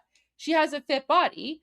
But then now the Islamic regime has basically said to her, okay, we need you to now put on hijab and promote Khamenei, right? Meanwhile, Mahsa Amini, a 22-year-old Iranian woman, was literally murdered by the Islamic regime. She was beaten to death for showing less hair than this Fatih commando is showing, right? Why does she wear the hijab? Because she is, we call them Fatih commandos. These are the whores of the Islamic regime, right? Whenever the Islamic regime needs influencers to promote their message on social media, they activate their whores. They activate their Fatih commandos. So, on any regular day, she's posting half-naked pictures of herself, on her fitness blog or whatever. And then when she's activated by the Islamic regime, she puts on her hijab and she goes full Durka. And it's incredibly hypocritical because, you can't be one or the other. Like, you cannot post pictures of yourself half naked on Instagram and then pretend like you're a pious Durka that supports the Islamic regime, right? Like that's the hypocrisy here that I want to point out to you guys. That's the disgusting part about what you're seeing in this video, right? Wait, what did she say? Did I miss that Momanam Chigoft. Gosh. Yeah, I can't look at all the comments. I just saw Gandalf's someone's reaction. Gandalf, Momanam Chigoft. I missed her comment. Gandalf, ben bugü Momanam Chigoft. Commentişi نمیبینم. Oh my gosh. Someone is being very spicy in the chat. All right. Anyways. So there you go. So these are the horrors of the Islamic regime that are being activated, right? Again, it's the hypocrisy, right? It's the hypocrisy. Oh, oh no. Okay. Sorry, I'm getting a voice message.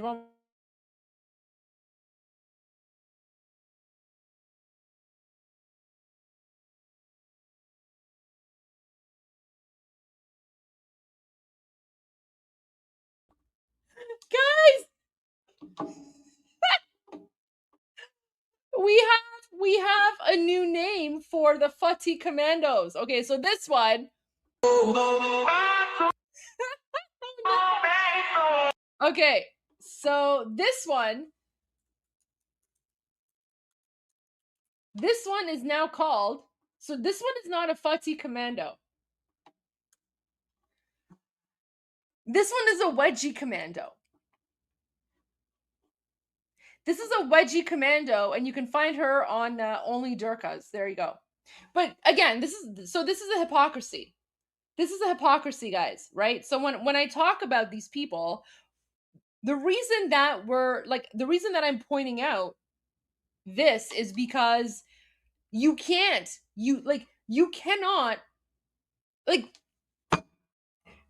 for 47 years, Iranian women have been dragged and raped and tortured and beaten to death for showing a strand of hair.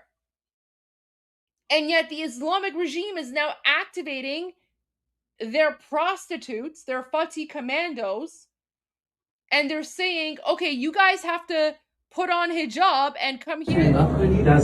You have to put on hijab and come to Iran and make videos pretending like you support Khamenei, right? That's the hypocrisy here. It's because these Fatih commandos are laughing in the face of Iranian women who have literally been dragged away and murdered and beaten to death, right?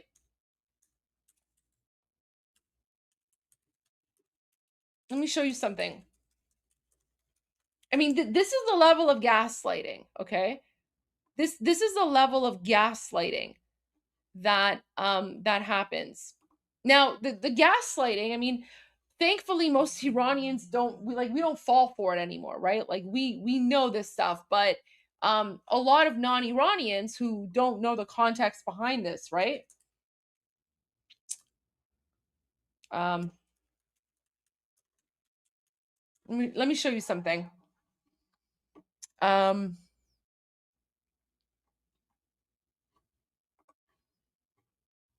Okay. So this is what the Islamic regimes, Islamic morality police does to Iranian women when the cameras aren't pointing at them, right? Look at this.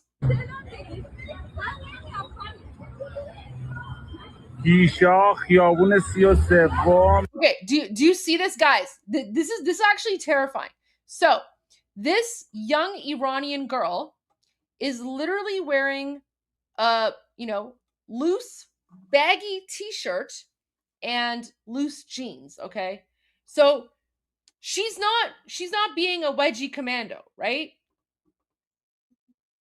So again, compare this. So compare this whore of the Islamic regime to this regular Iranian girl, okay? So this regular Iranian girl, she's wearing a loose t-shirt and she's wearing loose jeans. And the Islamic morality police is now trying to drag her away into their unmarked white vehicle. Right here. And I'll show you. It shows up right here. You see that? You see that van? You see the van? You see how the door is open? These white vans belong to the Islamic regime's morality police. So I have to fix my Iran pin. It's coming anyways. It was upside down. Why is this on? Yeah, guys, this should terrify you. Okay? This should terrify you. So the Islamic regime, sorry guys, why is my pin off? Oh no, it fell. Okay, I'll have to fix it after. Sorry guys. Anyways, so do you see this white unmarked van? These are the unmarked vans of the Islamic regime's morality police. Their only job is to drive around, and whenever they spot an Iranian woman who's not wearing her mandatory hijab properly, they come out and they drag her into that van. Okay, this is the exact same van, or like a similar van that Mahsa Amini was dragged into because she was showing a strand of her hair, and after they put her in the van, they basically beat her to death, right? So you see, these are the unmarked vans of the Islamic regime's morality police. Yes, the Islamic. So for anyone who's asking, well, why don't Iranian women, so what if the hijab is mandatory? Why don't Iranians just walk around without hijab? What are they going to do? Well, this is what they do. The Islamic regime literally created something called the Islamic morality police, right? So that means if you don't follow Islam, okay, it doesn't matter if you're Muslim or not, right? If you don't follow Islam, if a woman dares to show a strand of her hair, you will be dragged into an unmarked white vehicle. And yes, Gandalf is right. A lot of these vans have cages. Think of like the cages for like dogs in kennels. Yeah. You will be dragged into an unmarked white vehicle, put into a cage, taken to the Islamic regime's morality center, beaten, raped, tortured, probably executed. Right? This is the reality for Iranian women, okay? So look at this. And the girl is like, Venam kun. She's like, let go of me. She's like, man nimiam. She's like, I don't want to come with you.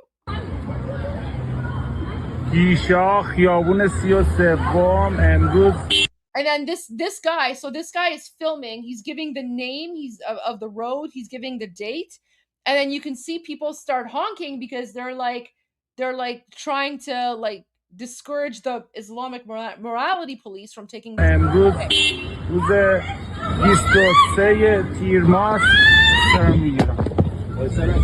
Oh wow, guys! So did you see that? So this Iranian man, he was filming. Okay, so he wanted proof. He wanted evidence that the Islamic morality police are dragging this Iranian woman away. And as he's filming, do you see like the camera is knocked out of his hand and then you hear another man's voice? That's because while this woman, this basically like an Aunt Lydia, right? Like if you've watched Handmaid's Tale, this is basically like Aunt Lydia, okay? So the Aunt Lydia is trying to like drag this Iranian woman away, and then while the Iranian man is filming, he's giving information, he's giving like details. Someone from the Islamic regime comes and knocks the camera out of his hand. Do you see that? Yeah. Welcome to the terrifying reality of Iranian people, right? So this is the hell that we have been dealing with for the last 47 years, right? So let me show you another one. I'll show you a few more just so that you guys can get an example, a better example of like what it is. Okay.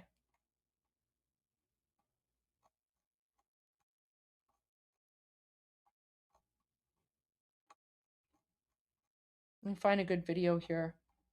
Okay, yeah, this one. This one is terrifying, okay? This one's from 2 years ago.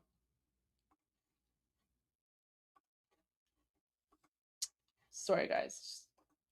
What's going on with my thing here? Okay. Yeah. Look at this one.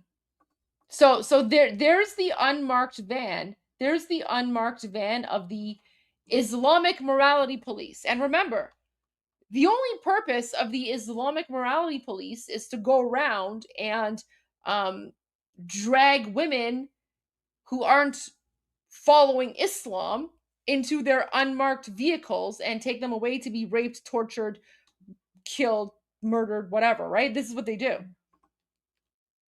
So look at this. There's no audio here. But you see, like, do you see this woman? Do you see this, guys? So someone is secretly filming. So here's a woman, okay? She's wearing hijab. Wait, let me make this video bigger. I need to make this video bigger so you guys can see better. Okay, because this is the hypocrisy. This is the hypocrisy. Okay? So, here's this woman, okay?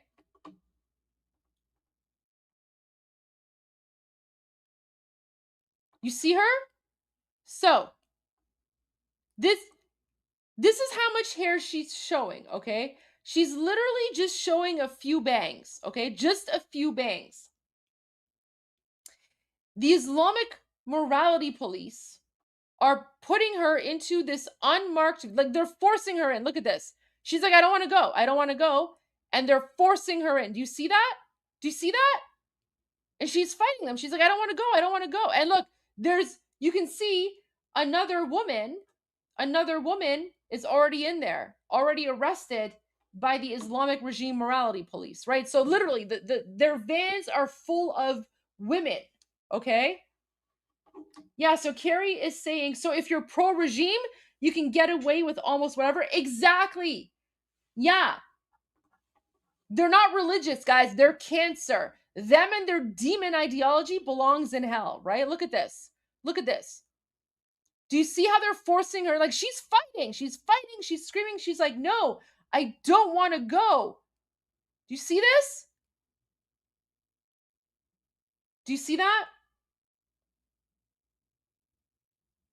So, now my question for you is, what's the difference between this woman who is literally showing a few strands of hair, okay? She's showing a few strands of hair, and the Islamic morality police are dragging her into this unmarked vehicle to take her to God knows where so they can torture her, beat her, rape her, whatever, right? Because she is not following Islam, okay? This is what happens to regular this is what has been happening to us Iranian women for 47 years, okay? And yet these are the whores of the Islamic regime, right? Why is it? Why is it that the whore of the Islamic regime can show her blonde hair while she's praising Khamenei, and yet regular Iranian women who are more covered are literally thrown into unmarked vehicles, right? Do you see this?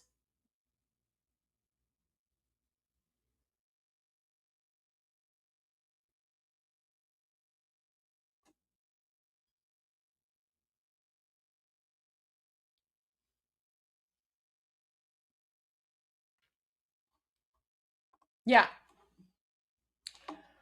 So I hope that gives you a little bit of understanding and perspective as to why we call them the whores of the Islamic regime, right? Because they're literally the whores of the Islamic regime. Yeah, well, guys, this is why someone's like, by other women. Listen, the women are more dangerous than the men. The women are more dangerous than the men. If anyone from the Trump administration is watching this right now, do not spare the women, because remember, it's the women who raise the men, okay? It's the demon women who raise their demon sons to become demons. The women are even worse than the men, okay? Like the reason that the men are so crazy is because they're drinking the milk of their demon mothers, okay? Like they're literally drinking the breast milk of their demon mothers from hell, right? These women are literally, look, it's not the men. The men aren't doing anything. It's the demon women that are dragging the women away. Okay, look at this. Like, in biology, a woman's natural instinct is to be soft and nurturing and kind and to preserve life and everything, right? Like, how far removed from humanity do you have to be to literally ignore your inherent motherly instinct to nurture and preserve life, right? The women are more dangerous than the men because they have abandoned their inherent human nature, female nature of being motherly and supporting life and all that stuff, right? Like women and men have, biological differences. One of those and I don't care about this whole trans stuff and 10 different genders. I don't believe in all that, right? Biologically speaking, right? Males and females have evolved to have different instincts. Okay, it's heavily prevalent throughout the throughout animals, right? Various animals, right? The females have the motherly nurturing instinct, and the males are the ones who go out and they hunt and gather and fight and whatever, right? So the fact that these Durkha women have lost all sense of their humanity to the point where they're literally the ones who are responsible for dragging other women away and encouraging the men to rape them and torture them and murder them and kill them. These women are more dangerous than the men. These are the women that raise the men, okay? Because it's like the Durkha men, remember, the men, they don't just randomly wake up one day and they're like, okay, I'm going to be a jihadi. Okay, maybe once in a while, like the ginger Durkhas, right? I don't care about those. But I'm talking about in these societies. Remember, it's the women that raise the men. So anyone from President Trump administration or, IDF or wherever, do not spare the women. If you spare the women, they will come back 10 times stronger, because the women are breeding factories for jihad, right? The women are literally breeding factories for jihad. If anything, I would say go after the women, because men can't get pregnant, the women can. So even if you get rid of the women, eventually the men will die out, right? The women are more dangerous than the men. And again, just to prove my point, here you go. Here are the women, the whores of the Islamic regime, dragging away a young Iranian woman, throwing her into an unmarked van because, according to them, she was showing too much hair. Okay, she's showing too much hair. Let's watch this again. See that?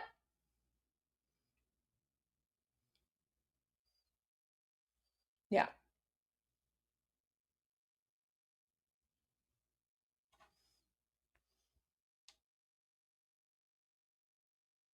Demons from hell, literally. Demons from hell. So that's not allowed. That's not allowed. But of course, this is, right? This is allowed. This is a double standard of the Islamic regime. Literally the double standard of the Islamic regime. Anyways. Oh, and then here is... So, oh yeah, Jackson Hinkle posted, I guess, something about Israel. Doesn't really matter because he's irrelevant, but this is the comment that I wanted to share. So, these are Iranians, and guys, Americans, I know you've been waiting for this one, so I'm here to share it with you. Yes, even Iranians in America, of course, Iranian Americans, of course, Iranian Americans. And here are what Iranian Americans in Dallas, Texas were doing to celebrate and commemorate the extermination of Khamenei, the pedophile Muslim Nazi dictator. So, for everyone from Texas, this one's for you. Ooh, I like the music.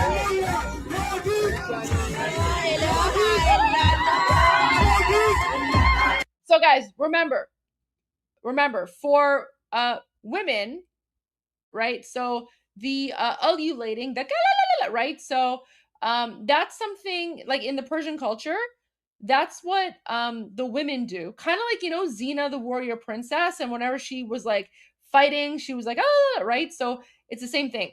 So Iranian men don't ululate. It's only the Iranian women, and we only do it at like celebrations when we're celebrating something. So the ululating for Iranian women, it's not a war cry. It's pretty much like a celebratory thing, okay? So different cultures do it for different reasons. So when Iranian women ululate, it's because they're basically celebrating. The Iranian men don't do it. And of course, they're playing like dancing party music, right?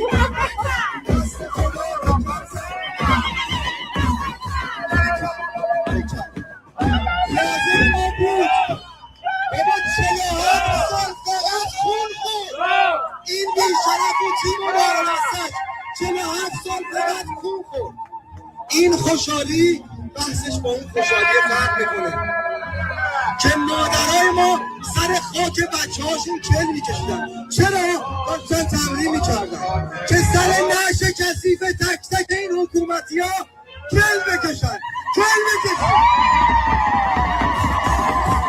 Oh, look, guys, Mujtaba was spotted at the funeral of his dead demonic dad. Look, guys, okay. So, we now have confirmed, verified footage that Mujtaba was spotted attending his dead pedophile dad's funeral in Dallas, Texas. Guys, send this to CNN, Fox News, wherever. Mujtaba is spotted in Dallas, Texas, of all places. I love this.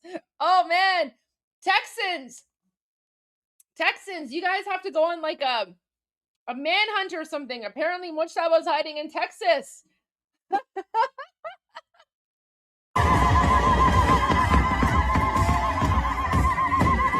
They do you see they even gave him like his terrorist keffiyeh scarf, right? Because Palestine, like they're all terrorists, right? So they even gave him like their terrorist jihadi scarf of Palestine.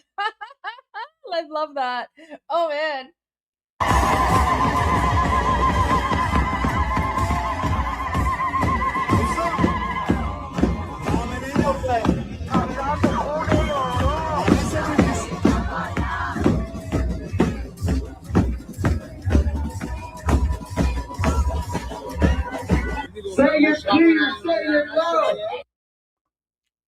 was. Oh man, I love this one. Like this one was just so good. Even like the music, it just makes me want to dance, right? Like absolutely love that. So there you go. There's that.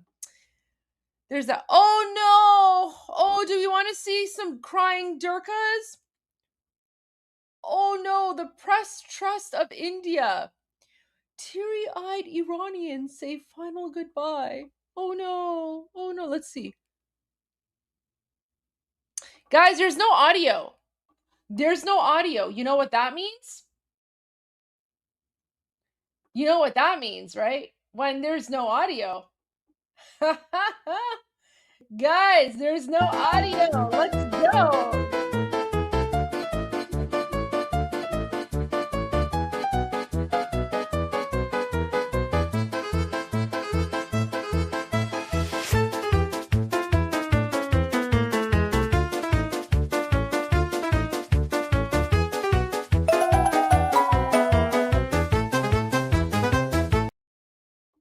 Okay.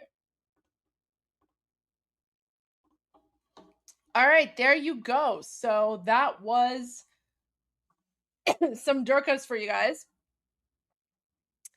Anyways. Oh, look, more of this like AI footage, right? Guys, why is the AI footage always so blurry? What? Why? Why is the AI footage always so blurry? Guys, look. You know what? You can always tell. You can always tell when the Durka jihadis are like extra Durka jihadi. This person has blocked me. Okay. So this person has literally blocked. I don't even know who this person is, but they've blocked me because they know that I call out their jihadi garbage nonsense. Right. So yeah, look at this. Look at this. Oh my gosh. Wait, let's see if we can zoom in. Like, let's see if we can even find something that's like remotely comprehensible, right? All right, let's see.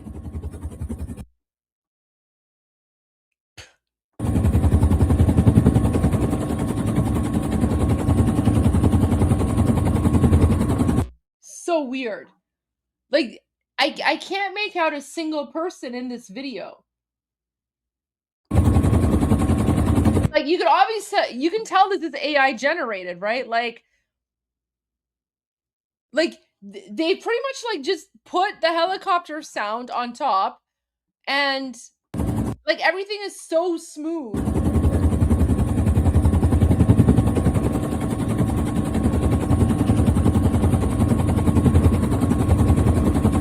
Wait, guys. Wait.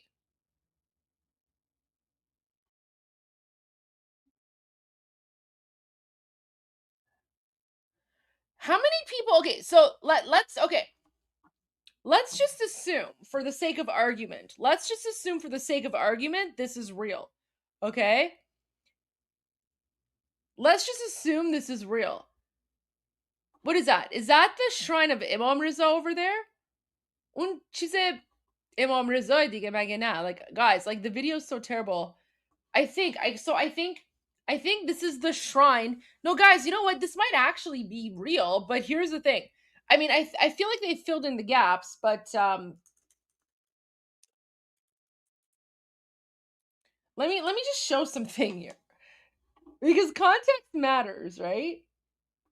And the internet is a wonderful and beautiful thing. Oh no, guys, I found it. Oh no. Oh my gosh.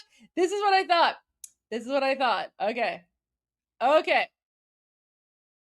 Wait, get rid of this. Like, what is this transit thing? I don't want the translate. I don't want this translate. Just default. Okay. Wait, how do I close this? Okay, get rid of that. And okay, get rid of this. I don't want that. Okay. Whatever. Okay, it's gone. Okay. Guys.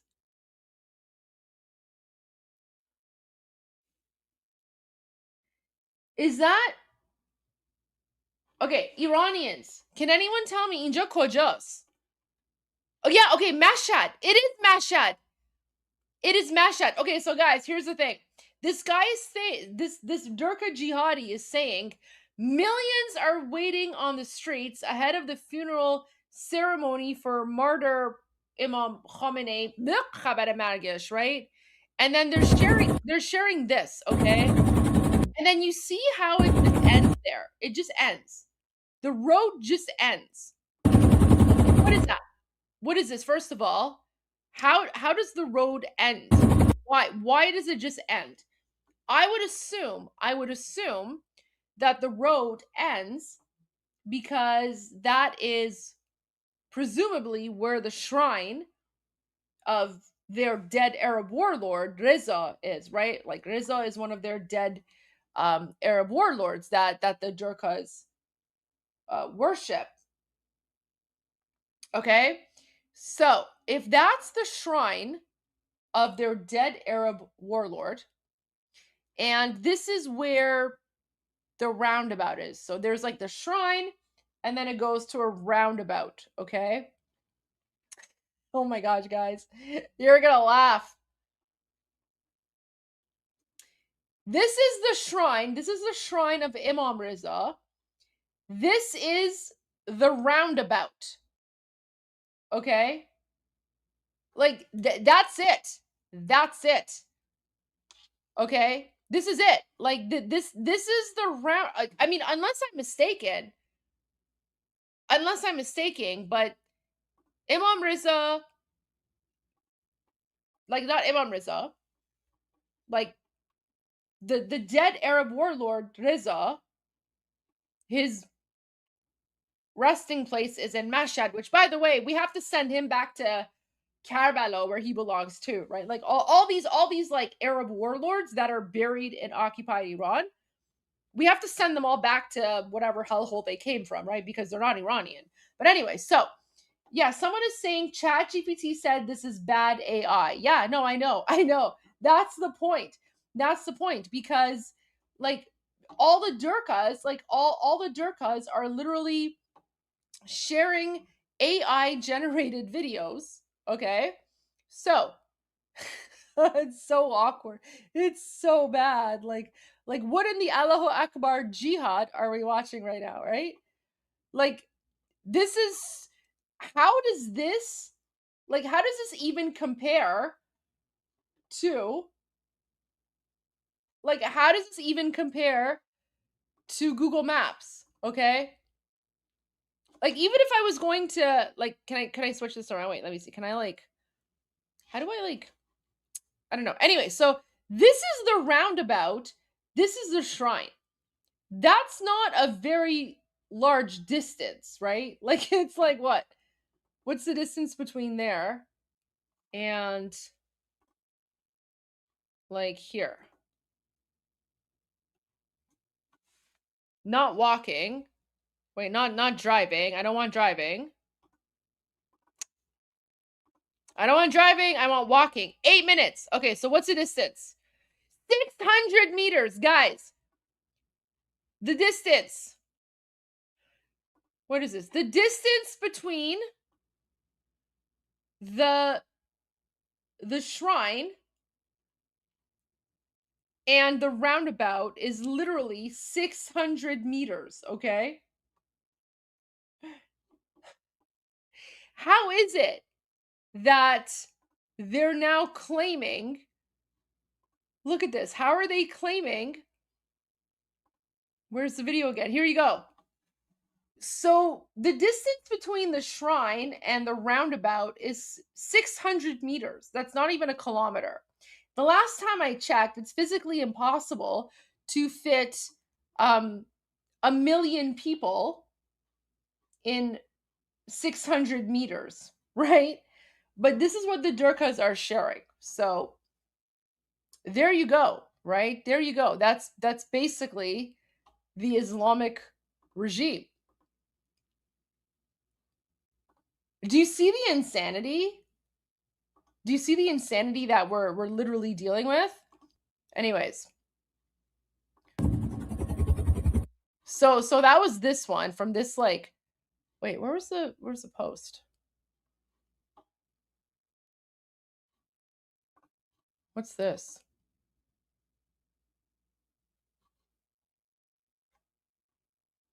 Wait, what is this? Wait, let me see what this is. This is just popped up on my Instagram.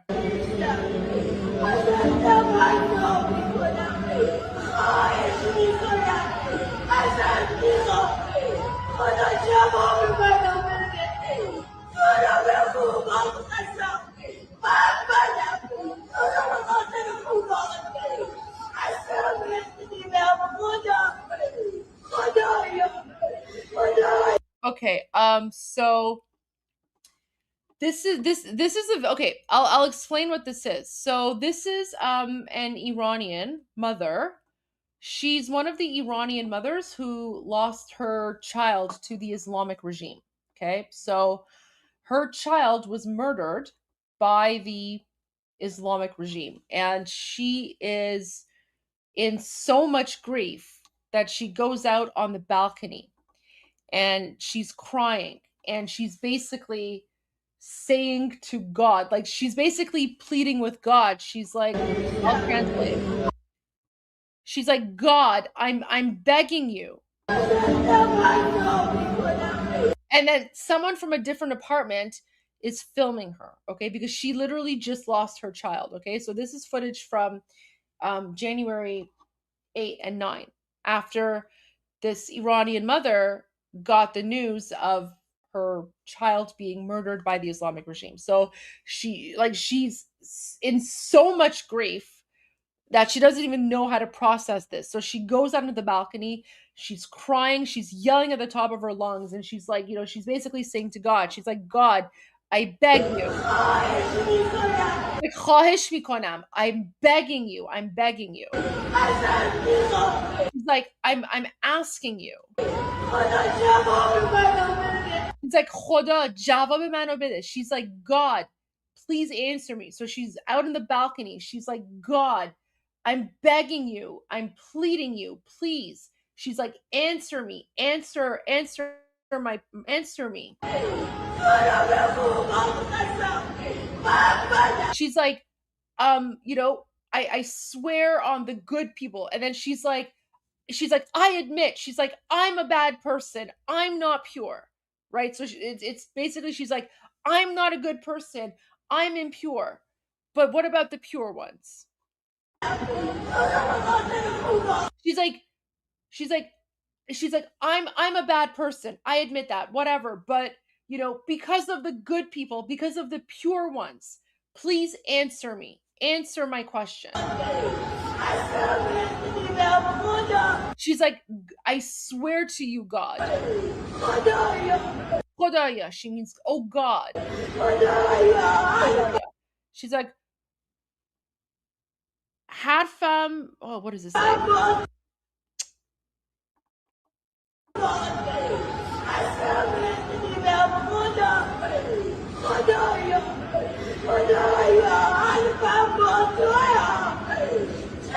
She's like, answer me, like, hear my words, right? She's like, Javab mano bede. She's like, Javab bede dige. So Javab bede dige means answer me already. She's like, I'm begging you, I'm pleading with you, answer me already. She's like, I love you, God. I would sacrifice my life for you. Please answer me.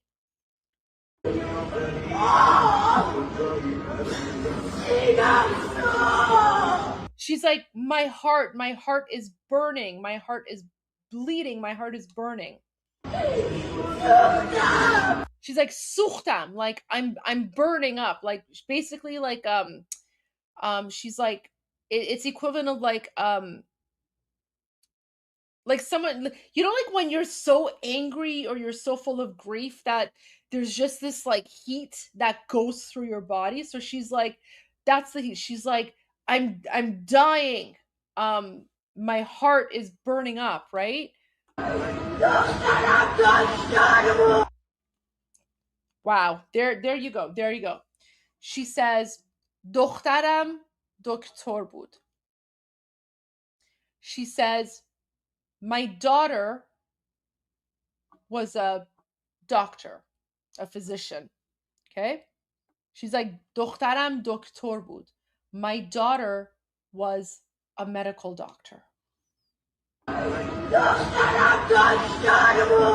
So the word doctor, we also, doctor, right? So doctor, doctor. So she's like, دخترم دکتر بود. My daughter was a doctor.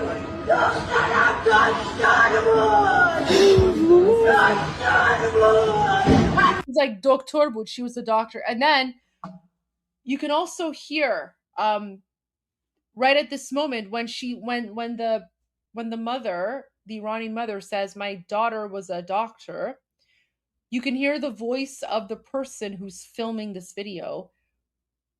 They can't hold it in either, and you can hear them start crying, right? Listen to this. Listen to this. That's when the person who's filming loses it.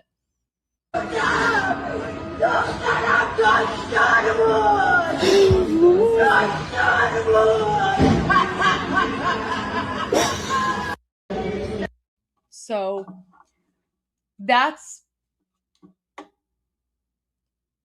those are the wails of a grieving mother whose daughter was a family, a medical doctor, and her daughter was murdered by the Islamic regime on January 8 and 9 for the crime of waging war against Allah. Because remember, anyone who peacefully demonstrates for a free, secular, democratic Iran, that means we are enemies of Allah. And according to the Islamic regime, that gives them the right to murder us, right? Because their book, their ideology says that Allah gives them permission to murder the infidel, right? The infidel, that's you. The infidel, that's me. The infidel, that's the over 85 million Iranians who are fighting the Islamic regime. We're the infidels. And their book gives them permission to murder the infidel in order to protect their jihad. Now, here's the thing about the caption, okay? So, what this person, and this post is actually going viral amongst Iranians on X, right? Like it has 5.4 thousand likes and a lot of retweets and comments and shares, right? So the comment, like the caption is basically, عمیقاً معتقدم این آه بود که گرفت. So basically what this person is saying is that I truly believe that it was this wail, this, this grieving mother's wail, which is what is happening today. So essentially, he's basically saying that what's happening today with Khamenei and the Islamic regime, he says he thinks it's because God is answering this grieving Iranian mother's wails, right? So Khamenei being dead and the Islamic regime being exterminated and President Trump sending all these jihadi terrorists to hell, this person is saying, what's happening today is because God is answering this grieving Iranian mother's cries. I translated this. I probably have a translated version of this video in my links, but this just kind of popped up on my Instagram. So yeah, so basically, like, essentially what this means is that Iranians are saying that, like, what President Trump is doing is sort of, it's God responding to the wails of all of. I'm not saying Trump is God, because that's not it at all. What I'm saying is the actions happening today are in response to this grieving mother's pleas to God, and she's like, God, please answer, please do something. And then, you know, it's the events that are happening. So it's the wails, the cries, the laments of this mother, right?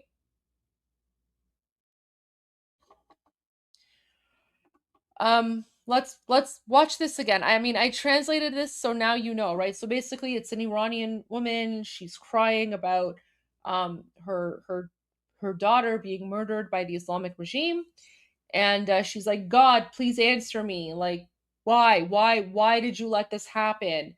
You know, why was my daughter murdered, right? He's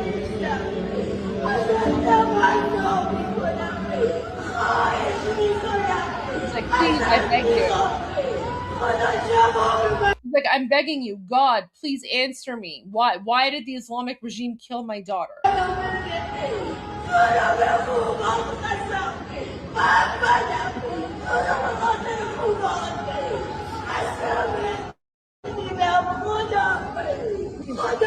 Also, keep in mind, she's saying Khoda.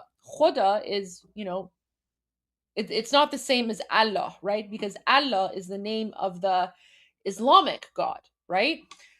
Here's the thing. A lot of people assume that Allah is the word for God in Arabic. That's not it. Allah is the name of the Islamic God, okay? Similar to like how in other cultures they have different names for God, okay? So, you know, Yahweh, for example. So a lot of people think that Allah is the word for God. No. Allah is the name of their Islamic God. And they actually have a phrase. And guys, I don't know a lot of Arabic, but I know this. So I'm going to share this with you. So they say, La ilaha illallah. Okay? So this is Arabic. La ilaha illallah means there is no God but Allah. Okay? So ilah, the Arabic word for God is ilah. The name of their God is Allah. So they're saying there is no God but Allah. Okay? So keep that in mind. So whenever someone says to you, Allah is the word for God in Arabic, no. The name of the Muslim God is Allah. La ilaha illallah. There is no God but Allah.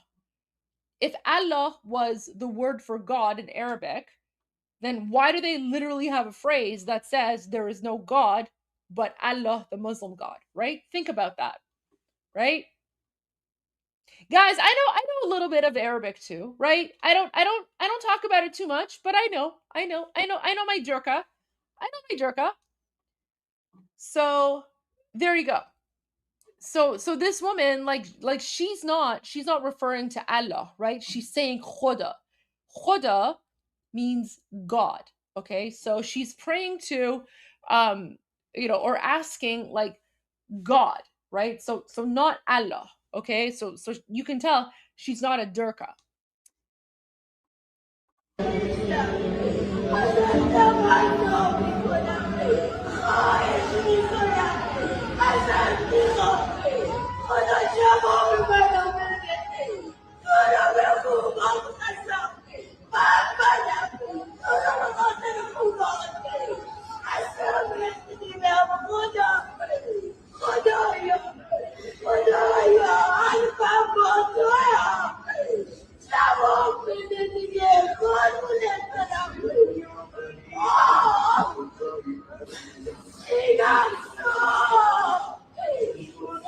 So Sinam Suf, she's like, my heart is burning, my chest is burning up, right? So she can't even handle the pain of losing her young daughter to the Islamic regime. So she's just out on the balcony and she's just wailing. She's just crying into the night sky. She's like, God, answer me.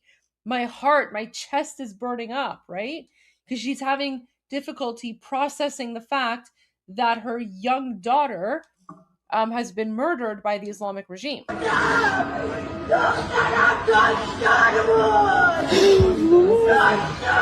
So when she says "Dokhtaram doktor bud," so she says my daughter was a doctor. That's when the person who's filming, so it's another woman who's filming. She's like, "Ey voy," and "Ey voy" means like, "Oh no," and she says it in a way like you can tell, like the woman who's filming, she's also crying.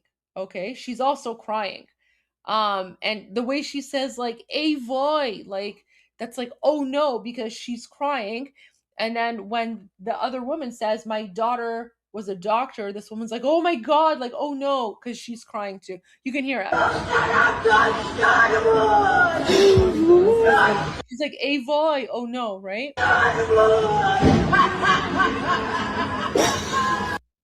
And then you can also hear the person who's filming, she's also crying. So yeah, a lot of grief there. But I hope this video gives you some context as to why we Iranians are so grateful to Israel and the United States for exterminating Khamenei and going after the IRGC. And we truly hope and pray that they will finish the job so that Iranians will have an opportunity to rise up and overthrow the Islamic regime.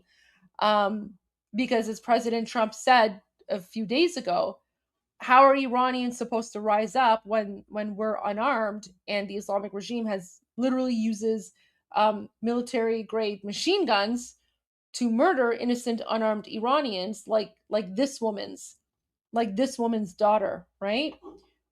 Okay, you know what? I have a really thoughtful comment here from someone named Ricky Bartlett. You've taught me things I didn't even realize what Iranians are living through. Bless you. You know what? Thank you so much for being here. Thank you for coming with an open mind. Yeah, it's been a 47-year hell. It's been 47 years of hell. And the Islamic regime and fake stream media, for a very long time, they convinced the world that we Iranians hated the United States, hated the free world, hated Israel. But as you can see, it's literally the farthest thing from the truth. The Islamic regime, guys, this is a well orchestrated plan, right? The Islamic regime orchestrated this entire narrative about how supposedly Iranians hate America and Israel and the rest of the world. Why? Because they wanted you to hate us. Because if you hate us, then you're not going to take the time to dig in and understand what's actually happening, right? So for the last, I would say 45 years, all of you probably thought that we are a bunch of savage jihadi terrorist Durkas who just go around chanting death to America and stuff, right? Meanwhile, that's never been us Iranians, because prior to 1979, Iran was one of the biggest ally of the United States. It was only when Islam took over. Guys, it was literally when Islam took over Iran, that's when the terrorism began.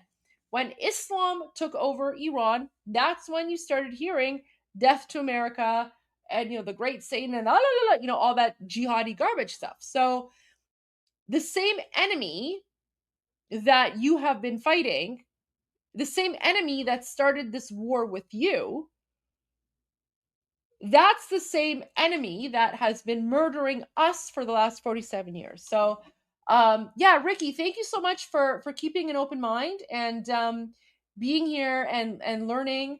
And yeah, oh my gosh, guys, I totally forgot. Today, so guys, yesterday we celebrated Just Chillin's birthday early, but today is Just Chillin's actual birthday. So very, very happy birthday to you, Just Chillin. We appreciate you, and we're so grateful for everything that you're doing, and very, very happy birthday. I feel like we could lighten the mood a little bit because, what I showed you is a little bit dark. It is a little bit dark, and it is not a little bit. It's very dark. It's very dark. I mean, this is the hell. This is the hell of this is the hell that we Iranians have been living through for the last 47 years. However, I think it is time to lighten the mood a little bit because tonight is a little bit more of a a little bit more casual. So, what better way than, to lighten the mood than to play the birthday song for Just Chillin'. Where's the birthday song? I just had it. Oh my gosh.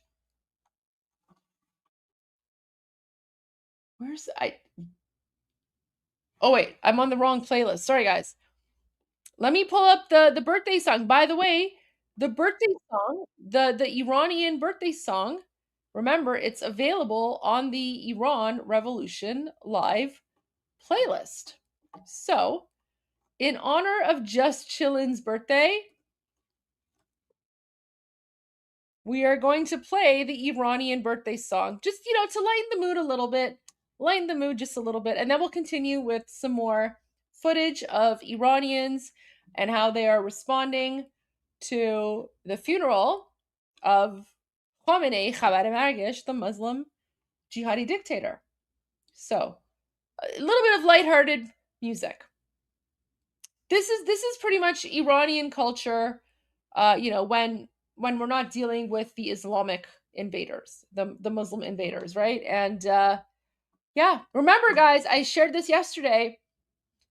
The ancient Persians invented birthday parties. So the reason that we're all celebrating our birthday parties and our birthdays today is because it was the ancient Persians who invented the concept of the birthday party. So very happy birthday to Just Chillin'.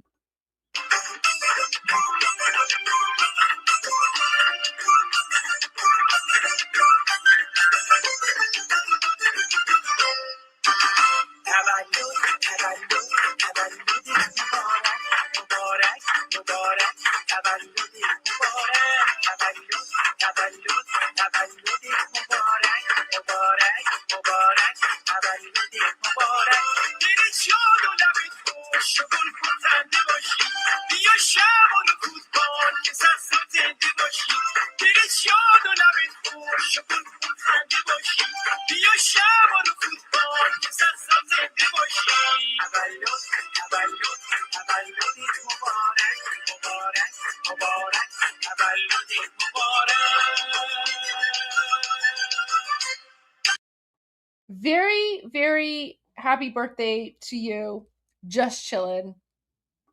Thank you for being here with us. And thank you, all of you, for being here with us. Oh, you're blushing. Oh, I love that. It makes me so happy. Well, we're really grateful to you and everything you're doing. So thank you for being here and being part of our community. Okay, let's go to now. Remember, we're talking about the Global Week of Action. So not only are Iranians outside of occupied Iran celebrating the death of Khamenei, the Muslim pedophile dictator of the Islamic regime, but Iranians in occupied Iran are taking part as well. So let's watch this together.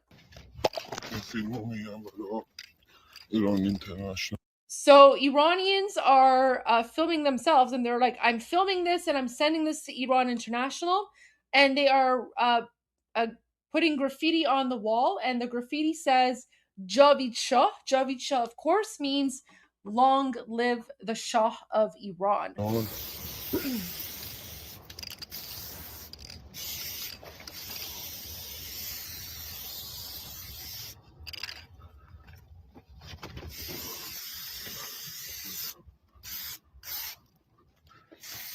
Javid Shah.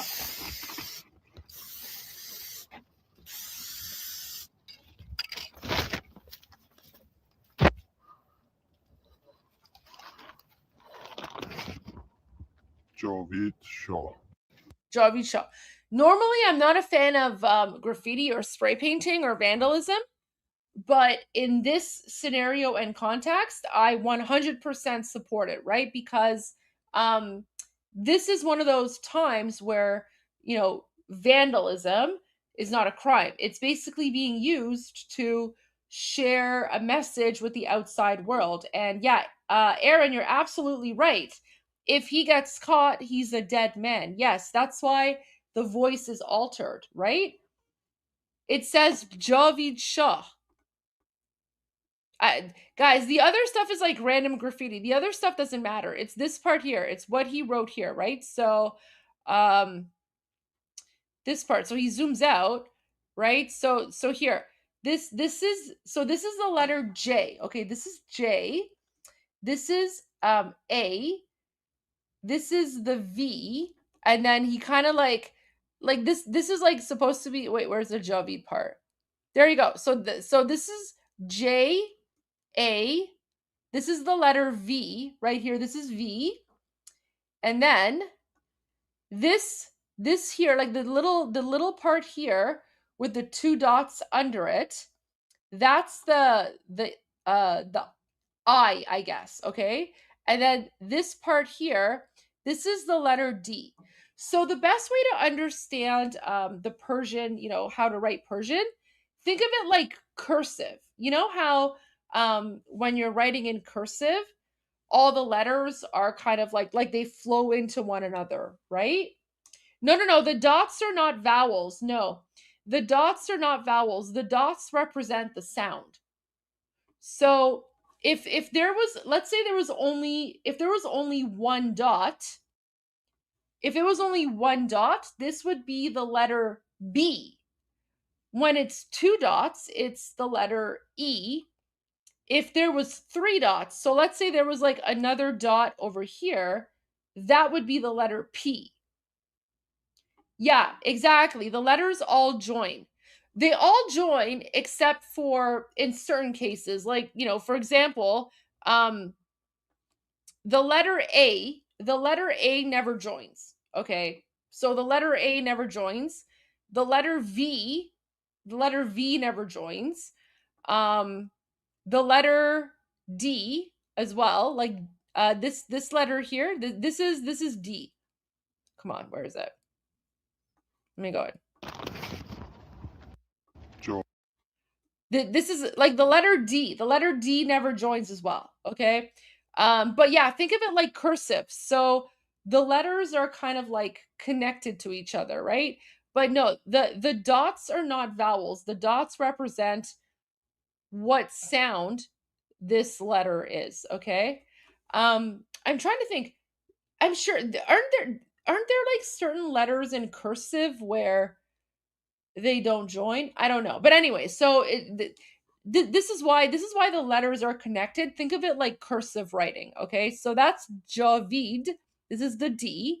And then of course, then you have a space because now you're going to the next word, and the next word is Shah. So this right here, this is the letter H. Now, the three little, like it's like two little scoops, right? It's like little two scoops. And then this is like three dots on top. Okay. So the letter SH, sh, is written like this with like two little scoopies and then three dots on top. Okay. And then it's attached to the letter A. Okay. So this is SH. This is the letter A. Okay. This is a letter A. And of course, A isn't attached to anything. So the H for Shah, this is H. Okay. So Javid Shah, that's how it's spelt. So there you go. You guys, you're also learning Persian as well, I guess, like how to read Persian. Not that I expect you guys to remember this, but yeah. So the letter J, A, V, that is E with the two dots under. That's the letter D. And then, so in English, the sound sh is two letters, right? So SH together make the sound sh. In Persian, we have we have a specific letter for the sound sh. So that's this letter here. So it's a little two scoops with the 3 dots on top. You can't see the 3 dots. So, okay, so you know what it is? He's using slang. So the reason you're not seeing 3 dots here is because he's kind of using slang. So when people are writing something really quickly, sometimes if you want to write it really quick, instead of putting the 3 dots, you just kind of put a circle on top. And the circle just represents the 3 dots. So the 3 dots, like the circle, that's not like official in the Iranian language, but that's like a very Iranian thing. Okay, so when you see like the 3, like when you see a circle over a letter, it's basically like it's like a shortcut. It's like a shortcut, right? Just a shortcut because he's writing it really quickly. Yeah, shorthand, that's the word. It's shorthand. Exactly. So the circle is shorthand for the 3 dots that are supposed to be on top of the little scoopy cups for the SH. Anyways, that's the letter A again. And so the letter SH is connected to A. And then, of course, the H. And then you can hear him. And he said, after he writes it, he zooms out and he's like, Javid Shah. My gosh, you guys are literally like, I'm getting into too much detail here right now. This is wild.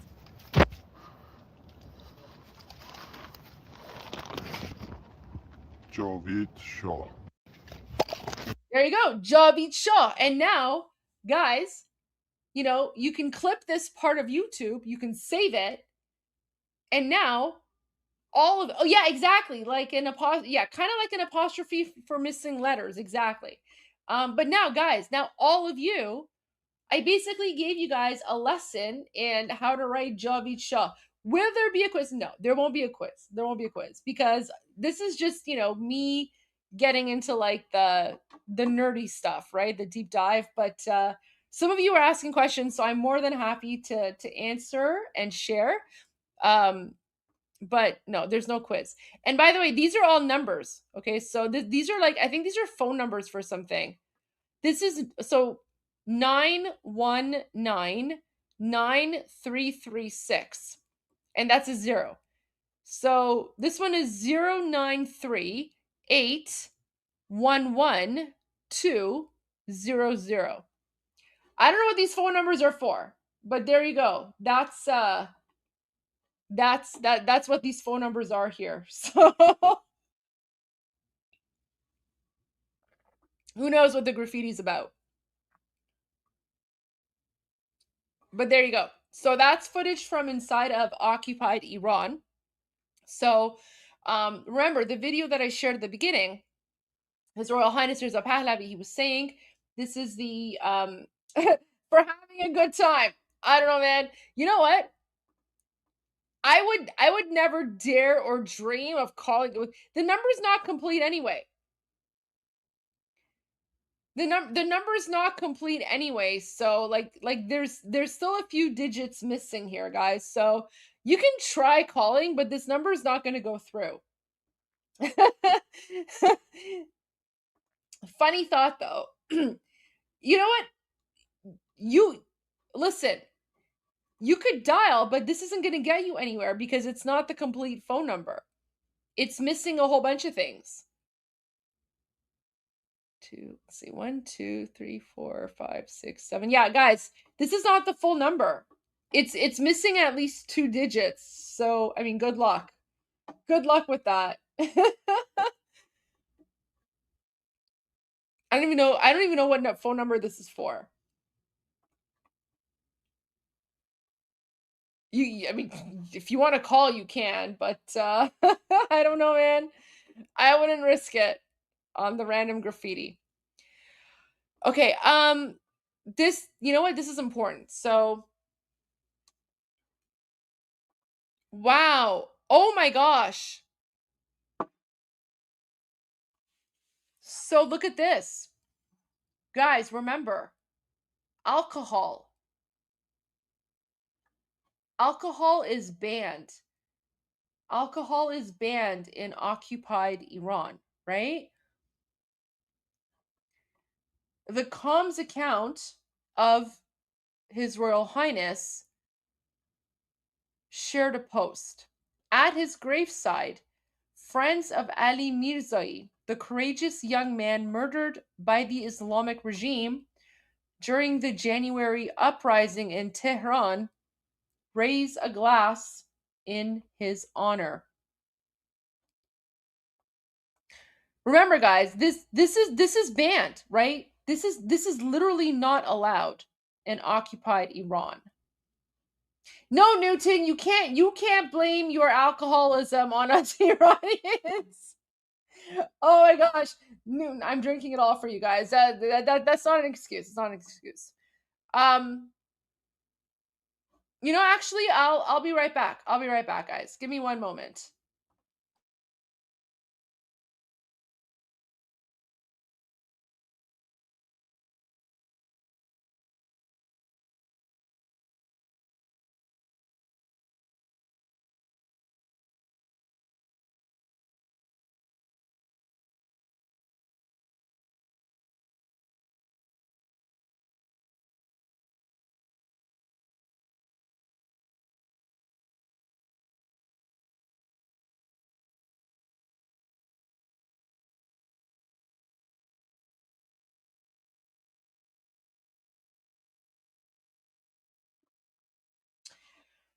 So I don't normally do this, if at all.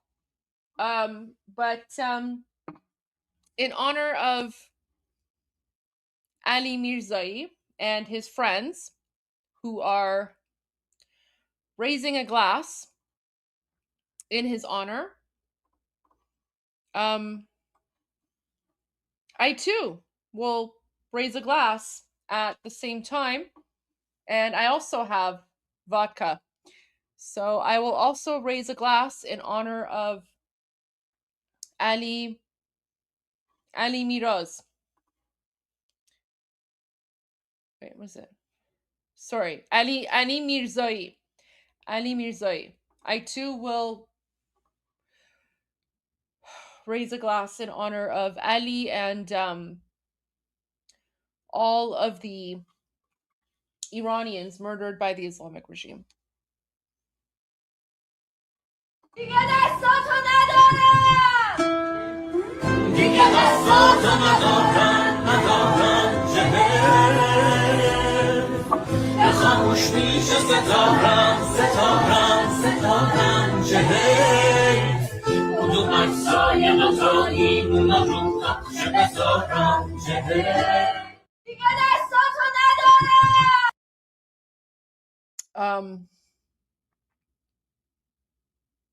He's so young.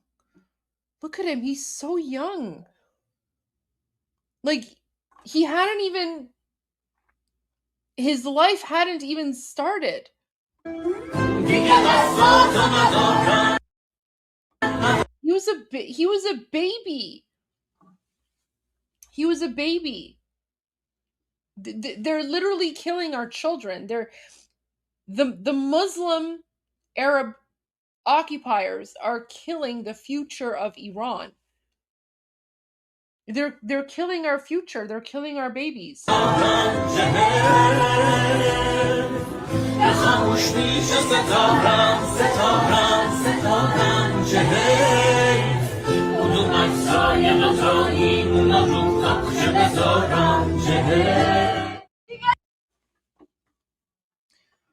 Someone keeps on saying, don't forget Nida. I have spoken about, okay, so someone keeps on saying, don't forget about Nida. I've mentioned this before, but I'll mention this again. The reason, you know, the moment that I became radicalized against the Islamic regime, okay, what radicalized me was the murder of Nida Agha Sultan.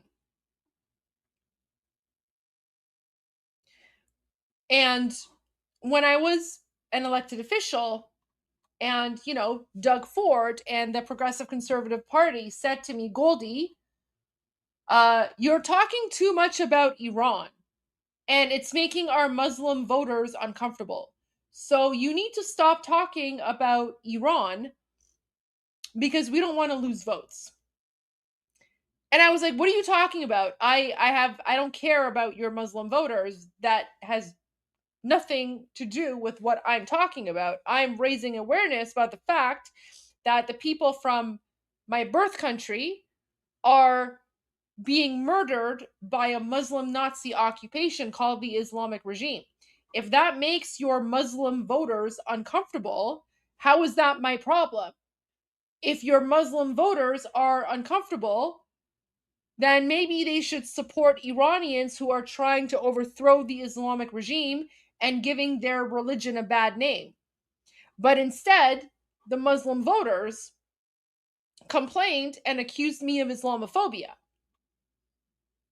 And there was a moment where I had a choice. I could take a step back and stop speaking about Iran and continue being a politician. And, I could have had a nice, cushy pension. I could have, remember, I don't have a pension. I don't have a government pension, right? As soon as I was, out of office, then Doug Ford implemented a pension for all the MPPs, but I don't have a pension. I was basically representing a district that has been conservative since the creation of Canada. So it was a safe seat. Okay, it's not like the district that I was representing was like a gamble. No. It was a safe conservative seat. Anyone who has that seat has it for life. And so at that point, when Doug Ford and the Progressive Conservative Party of Ontario said to me that I have to stop talking about Iran because it's making their Muslim voters uncomfortable, I said to them, one of my conditions when I joined the Progressive Conservative Party as a member is that I said, I have been speaking out about Iran and I will continue to speak about Iran and nothing will stop me. And the Progressive Conservative Party at the time, they told me, well, the Iran situation is foreign affairs, and foreign affairs has nothing to do with provincial affairs, right? Because it's two different levels of government, right? So they said to me that I have the right to speak about Iran as much as I want, whatever I want, because ultimately that jurisdiction is not within the provincial jurisdiction, right? So whatever I say about Iran, it doesn't actually it's not going to go against any party policy or anything because the provincial politics focuses on Ontario affairs. It doesn't focus on international politics. Okay. So then, of course, Doug Ford, being the liar that he is, and believe me, Doug Ford is one of the biggest liars in the world, and complete scam artist, right? Complete scam artist. So I was like, okay, that's great. So I have now confirmation that, I can speak about Iran in my spare time as long as I'm doing my job as a politician. Great. But then I was told, no, you can't. And I was basically forced to make a choice.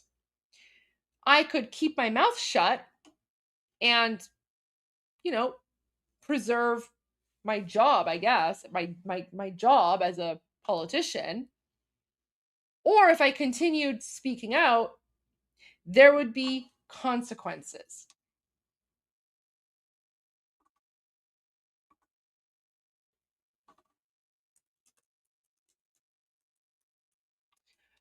I chose to continue speaking out. And I'll explain to you why. why I chose to continue speaking out. Okay?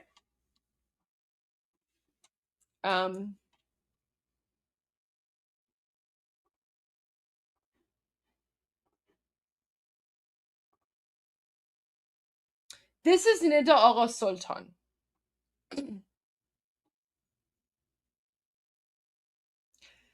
She was murdered by the Islamic regime in 2009. She was a university student.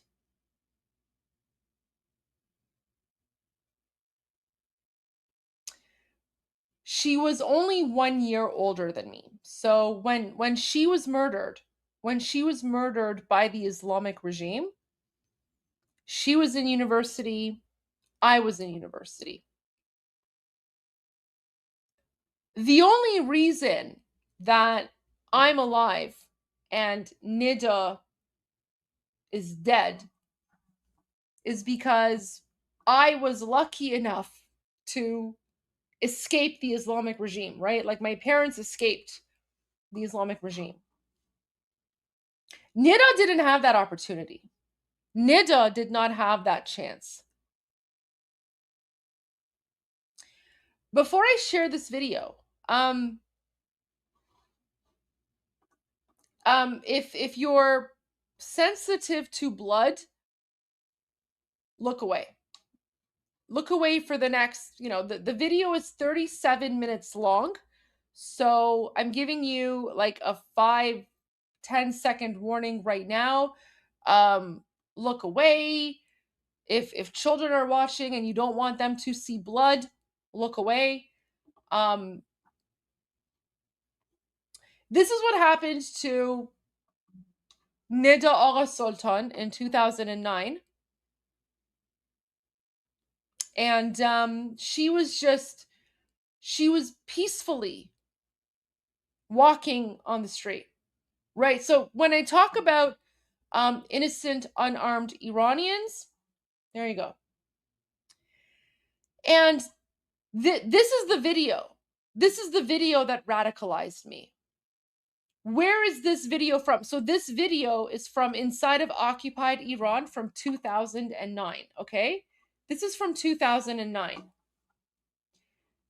After I saw this video back in 2009, that is the moment that I decided that I will never, ever stop speaking about or raising awareness about Iran until Iran is free. And I promised myself, even if it costs me my job or my livelihood or my life or whatever the case might be, I will never stop speaking out. And no one can ever silence my voice. And so, yes, guys, I literally lost my career, in politics because I chose to take the right path. And the right path is not the easy path. Remember, there are a number of Iranian Canadian politicians who don't speak about Iran, right? We all know who they are. Sure, they'll show up at rallies and they'll be like, oh, we support this, we support that. But at the end of the day, they toe the line and they kiss the ass of the Muslim voters. And they don't actually call it the Islamic regime. They call it the Iranian regime. Or they'll just say the regime, because they don't want to piss off the Muslim voters, right?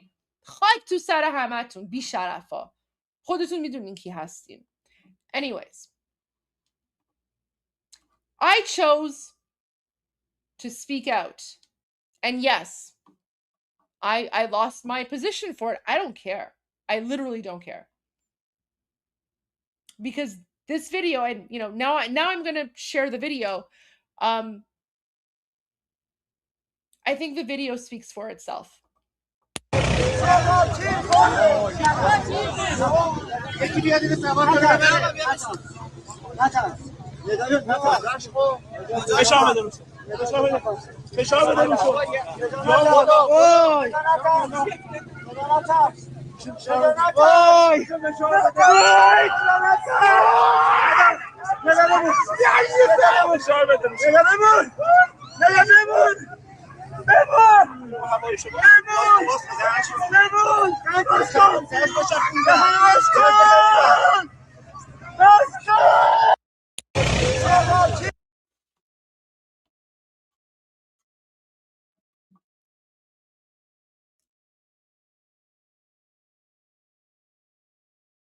She was a young girl. Nida Agha Sultan. She was just walking down the street. She was unarmed.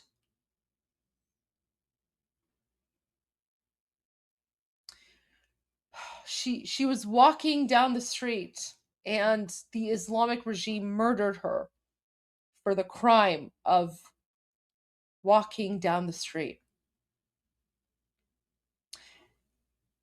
This was back in 2009. It's now 2026.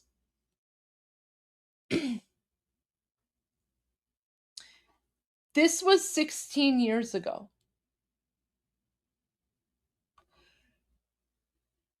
If the Islamic regime was so willing to murder Nida Agha Sultan for the crime of walking down the street, demanding freedom, right? Young university student, right? A young university student. This was happening back in 2009. So do you now understand how vicious they are? When President Trump says that over 54,000 of innocent unarmed Iranians were murdered in 2 days alone, do you see? Do you see what's happening? And by the way, the issue isn't the men, because this guy right here, this is actually her university professor. So she was actually walking. Guys, this is the insane part. This is the insane part. She was actually walking with men who were escorting her, okay? They were escorting her because they were like, you know what? If she's with a group of men, she's going to be safe, right? Like she'll be safe. The men will protect her. The Muslim Durkas, okay, the Islamic regime, the Muslims, out of this group of people, right? So of all the people that was there, they specifically chose to target the young girl. They aimed for the woman. They aimed for the young woman amongst everyone there. And all the Iranian men, guys, these are not Durkas. These are Iranian men who are against the Islamic regime. The Iranian men are trying to save her, and they're freaking out.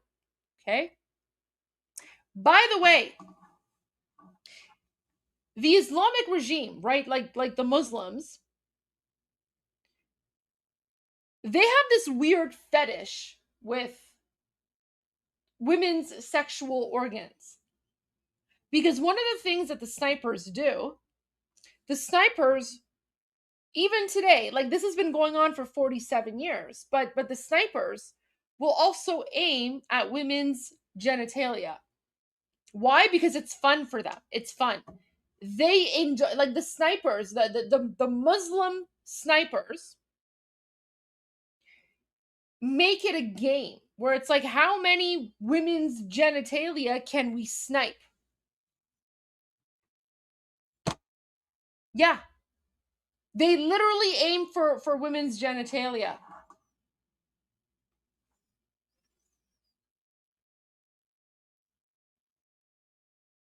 So, yeah. To the person who was asking about what about Nida Agha Sultan? Yeah, the reason that I'm here today, the reason that I'm speaking out is because of Nida Agha Sultan. Because after I saw this video back in 2009, I was 24 years old. I was 24. I was like, that's it. Like, prior to the age of 24, I had sort of spoken out against the Islamic regime and whatever, but it was, mostly like, fake name, pseudonym, whatever, like most Iranians at the time. And then after I saw this video, I was like, that's it, I don't care. I can't. So yeah, I that's when I became an outspoken activist. So there you go. These crimes. So, this happened to Nida Agha Sultan in 2009, and in 2026 it happened to Ali Mirzai, right? It happened to Ali Mirzai. So these crimes have been continuing to happen for very long, for 47 years, right? And look, here's another funeral. Oh my gosh. Wait, let me see what it says here. So oh my gosh. So the family members of Javidnam, remember, Javidnam is what we call our Iranian heroes who've been murdered by the Islamic regime. So Javid means eternal. So remember, whenever you hear Javid Shah, long live the Shah, Javid also means like eternal. So all of our heroes who've fallen at the hands of the Islamic regime, we call them Javidnam, which means the eternal name of. And by the way, I don't know if you guys know this, but Iranians inside of occupied Iran, they also call they also refer to Americans and Israelis who've been murdered by the Islamic regime as Javidnam. So, your fallen heroes are also our fallen heroes. And yeah, we refer to them as Javidnams. So I just wanted to let you guys know about that. So every single American and Israeli soldier, citizen who's been murdered by the Islamic regime, we refer to them as Javidnams. Yeah, every single one of them.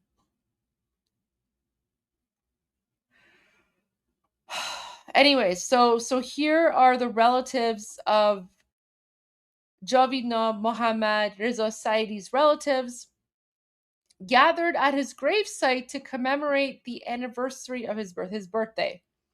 He was killed on January 8 and 9.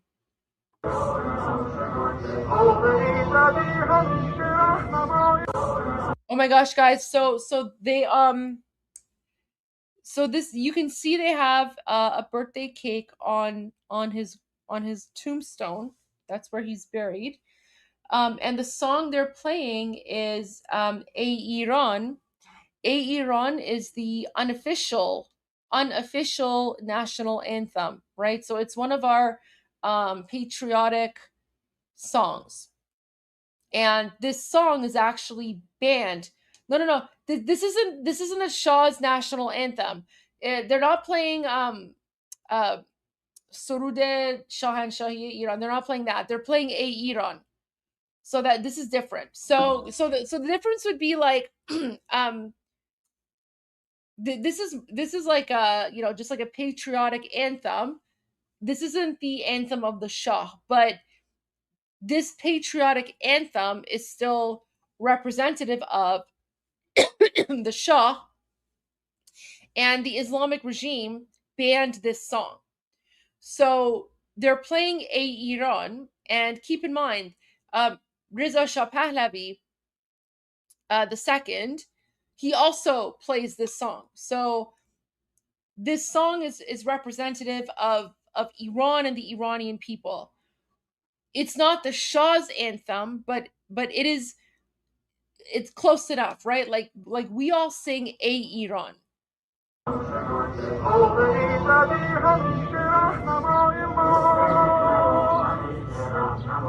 So guys, this is significant, okay? Iranian people, they're at the tombstone of this, young man who was murdered by the Islamic regime. This is him here. And, for his birthday, they're playing a song that is banned by the Islamic regime because the song represents a free Iran. The song represents King Reza Pahlavi II. The song represents the Iranian national lion and sun revolution. Guys, playing this song in public is a crime punishable by death, okay? Anyone who plays this song in public is at risk of being executed by the Muslim Nazi occupiers, and yet they're playing the song.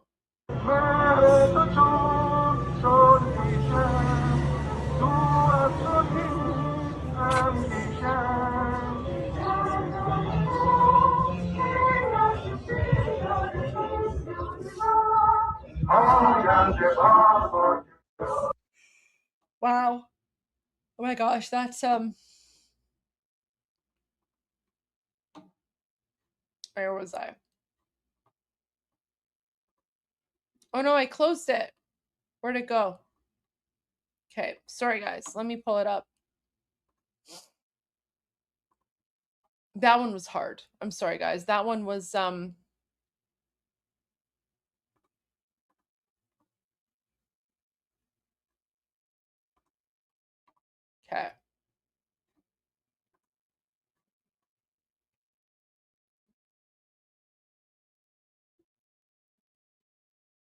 Let me bring that back and we'll continue. Because there was something else I wanted to show you guys as well. But I accidentally closed it. And then I will have to call it a night because we've been going on for quite a while. But these are really important. And I'm glad that I'm able to share it with you all.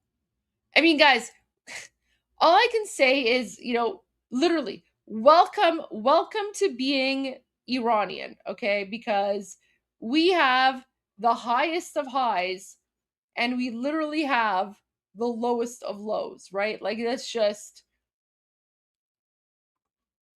I don't know.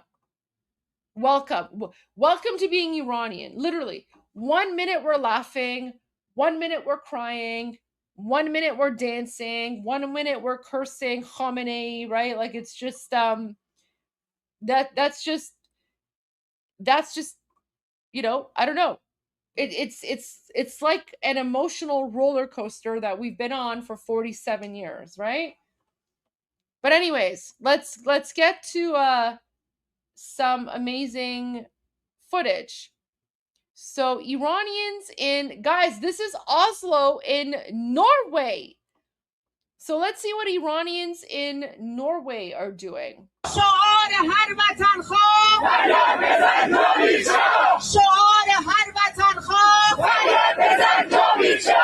So they're saying شعار هر وطن خواه. So they're like, what is the chant of every patriot?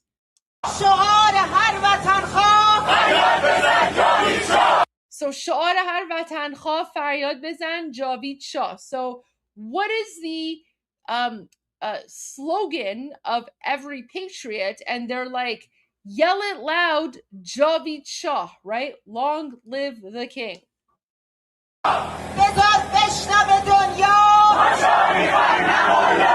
Oh, okay, this is a good one. Bezar bishnavid dunya ma shah mikhaim na mullah. So that means, okay, so Bizar bishnavid dunya means let the world hear, right? Dunya means world. So let the world hear. And then everyone's like, Faryad bizan Javid Shah. That means yell it loud. Javid Shah, long live the king, right? Oh no, sorry. Ma shah mikhaim na mullah, which means, okay, Ma shah mikhaim na mullah, which means we want the shah, we don't want the mullahs, right? We don't want the durkas. Ma shah mikhaim na mullah. Na means no.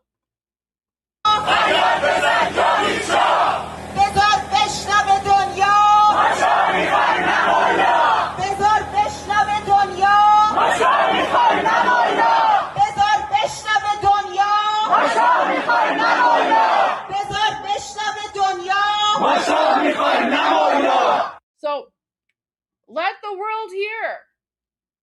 We want the Shah. We don't want mullahs, right? There you go. Ma Shah mikhaim na mullah. We want Shah, not mullahs, right?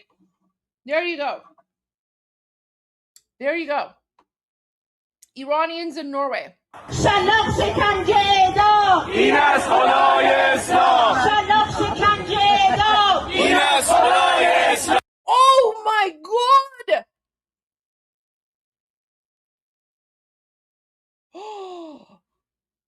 Did Reza Pahlavi's account actually post this?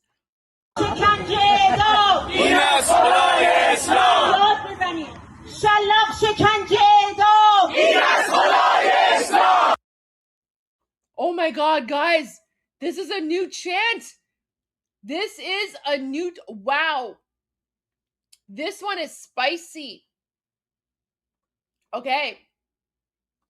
They say, Shalok shekanje edam. Shalok means whipping, okay? So, you know when they like whip people? What's going on? Is this like an emergency or what's going on here? Anyway, so Shalok, so you know anyone who like doesn't comply with Islam, one of the punishments is getting lashed, right? So like 74 lashes for, I don't know, drinking alcohol or whatever, right? So they say Shalok. Shalok is you know being whipped. Shikanje means torture. And then edam means executions, okay? So they're like Shalok shikanje edam. So, oh my God, I'm sorry guys. This is wild.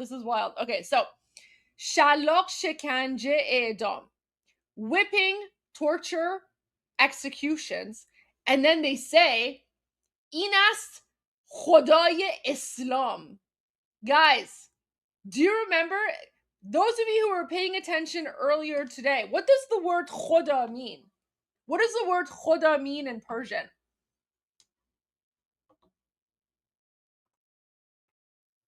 Let's see who catches on first. Let's see. So you know what? This is a pop quiz. Who was paying attention earlier? Khoda. They say, yeah, exactly. God. Okay, so Quirt Whip got it first. So guys, they are chanting here. Shalok shekanje edam in ast khodai Islam. So they're saying whippings, torture, and executions. This is the God of Islam. Spicy. And yet, you know, I'm the one that's Islamophobic. Yeah, okay.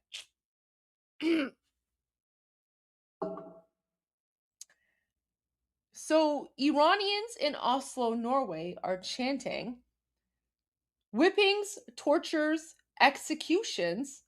This is the God of Islam. And not only are Iranians chanting this, the official account of his royal... Oh, you guys want it spelled out? Okay, Texas wants this spell. I mean, okay, sure. Here.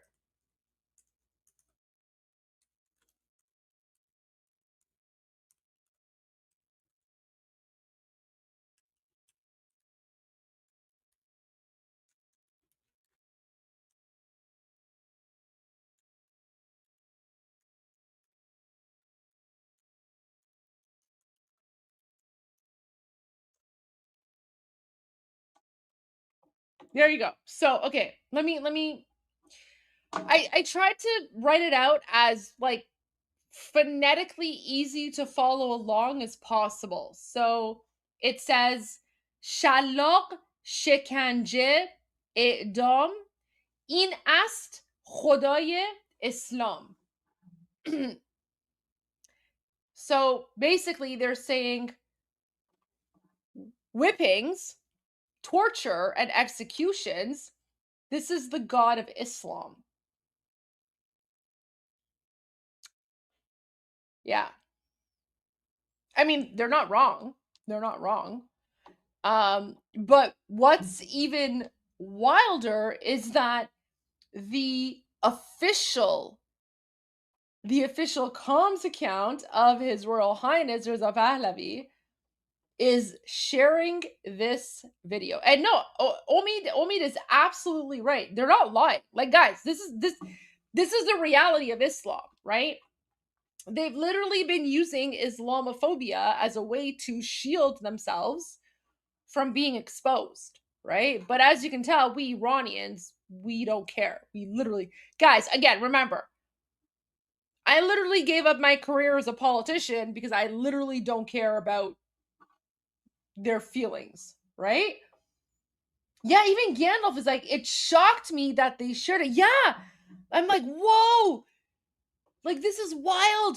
But so this is the official account of the Shah of Iran sharing a video of Iranians in Norway chanting that whippings, torture, and executions, this is what Islam represents. This is what Allah is, right?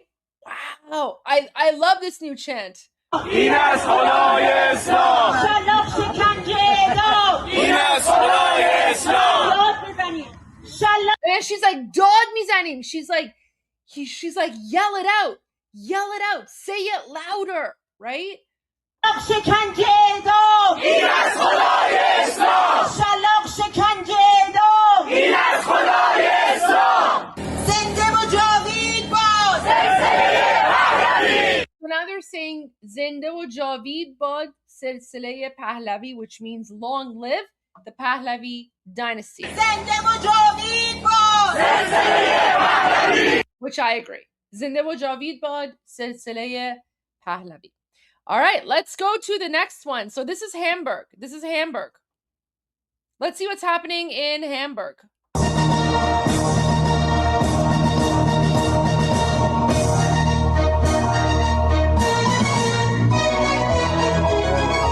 Oh my God, I love this poster, guys. Look at this poster. So, guys, those of you who know your history, this is Reza Shah the Great. This is the founder of modern day Iran. And those of you who have watched me and joined me for our documentary watch parties, I've spoken a lot about Reza Shah the Great. He is the grandfather of the current Shah of Iran, Reza Pahlavi II. And of course, this is our beloved Shahanshah Aryamer. We love you, Javid Shah. We love Shahanshah Aryamer, the father of the current Shah. And the lion in the background, right? The lion represents the Iranian people because we are the people of the lion. And as you can see, the lion has represented us Iranian people for thousands and thousands of years. Oh, what a beautiful image. And of course, they're about to play a Iran, the unofficial patriotic anthem. درود به شرف هممیهنان هامبورگ.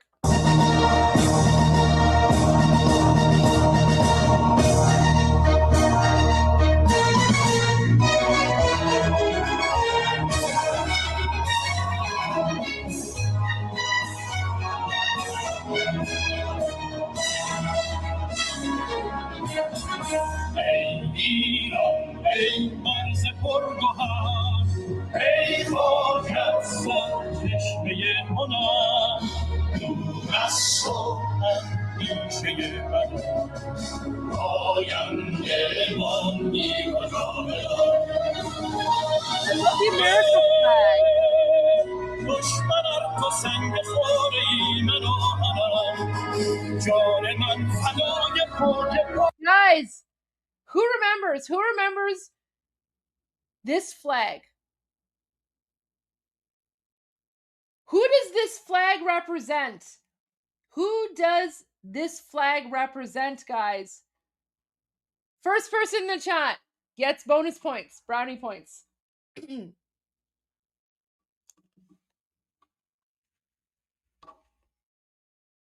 I know it's the Shahbaz. What does it represent?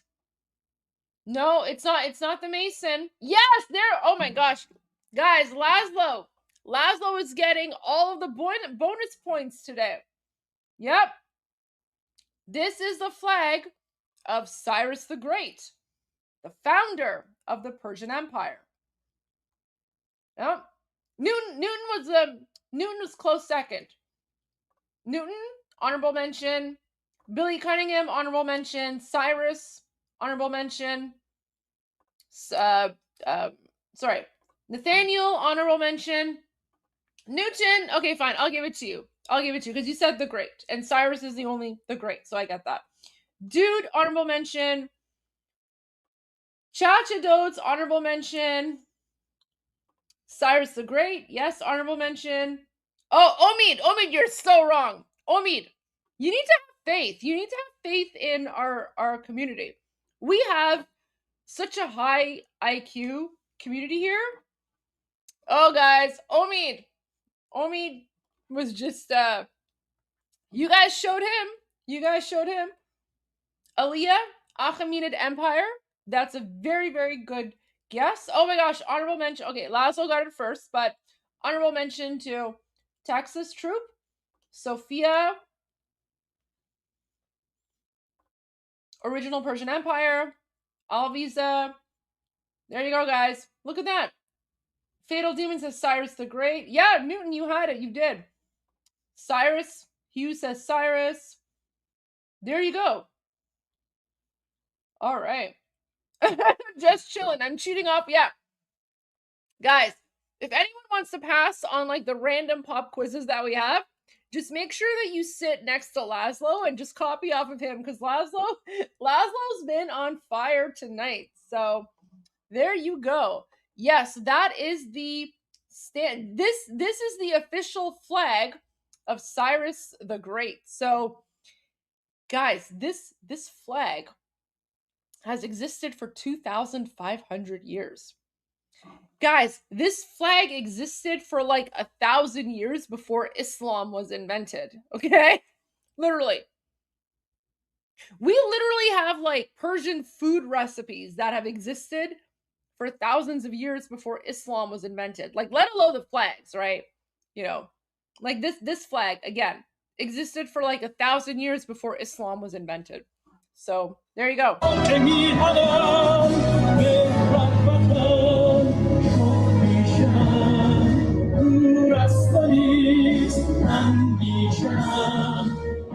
someone is asking, is that the flag of the snake killer? No.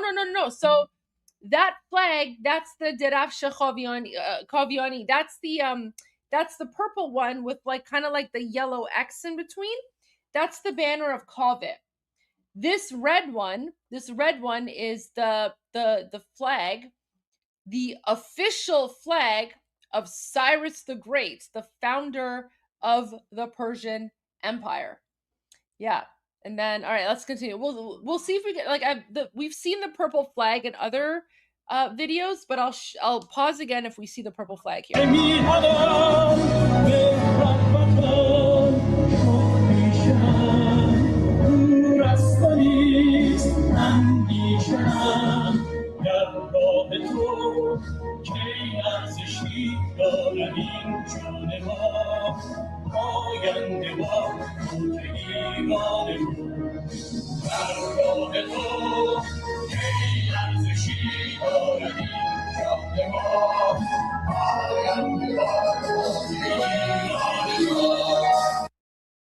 Okay, so there were Iranians, and again, this was shared on the official comms account of His Royal Highness.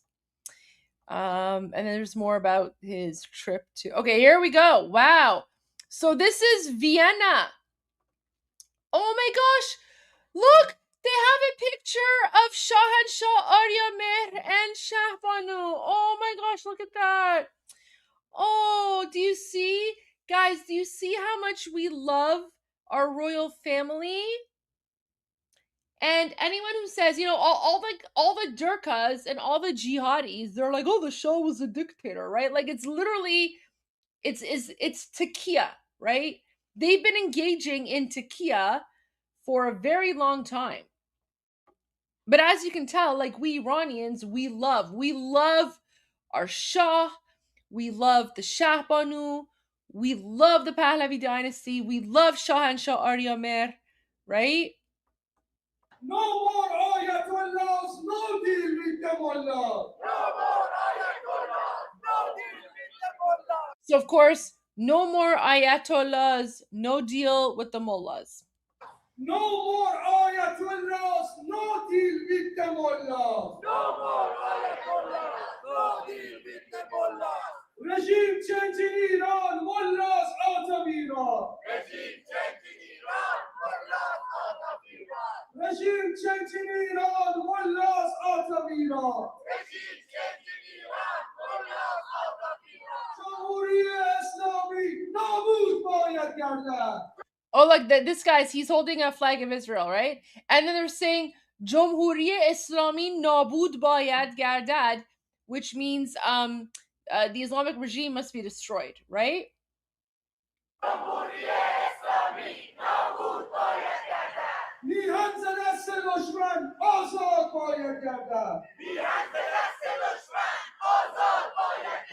So they're saying, oh, this is beautiful. This is actually kind of poetic. Mihan zedast doshman azad bayad gardad. So they're saying Mihan. So Mihan means the homeland. So they're saying the homeland that is currently occupied by the Dushman. Dushman, it means enemy, okay? So it's spelled Doshman, okay? Dushman. So Dushman means enemy. So they're saying Mihan Zid, was it Mihan Zedast Dushman? Is that what they said? So Mihan Zedast Dushman Azad Bayad Gardad, which means the country, like our homeland, which is occupied by the Dushman, the enemy, must be freed. You know, these are beautiful, beautiful chants, but you know, I agree with Omid, right? Like the only thing I would say to Iranians outside of occupied Iran is that, you know, all these rallies and demonstrations, many of you, and I've seen these speakers, and listen, I actually will be talking about the Ottawa gathering that I went to last week, because I'm actually not really impressed with the way that I was treated by the organizers.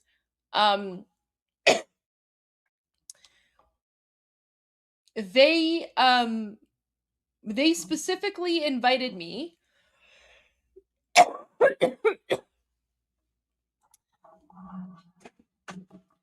the organizers of the Ottawa event specifically invited me to go to Ottawa and participate in their rally, right? Basically to give a speech. That's why I didn't live stream last week, because I was away. I was traveling to Ottawa because the organizers wanted me to go to Ottawa to give a speech and to participate in their demonstration. And you know, I've never been paid, right? Like I've never been paid for going anywhere. I never get paid to speak. Everywhere I go, anywhere I go, I pay out of pocket, right? Sorry guys, I'm losing my voice.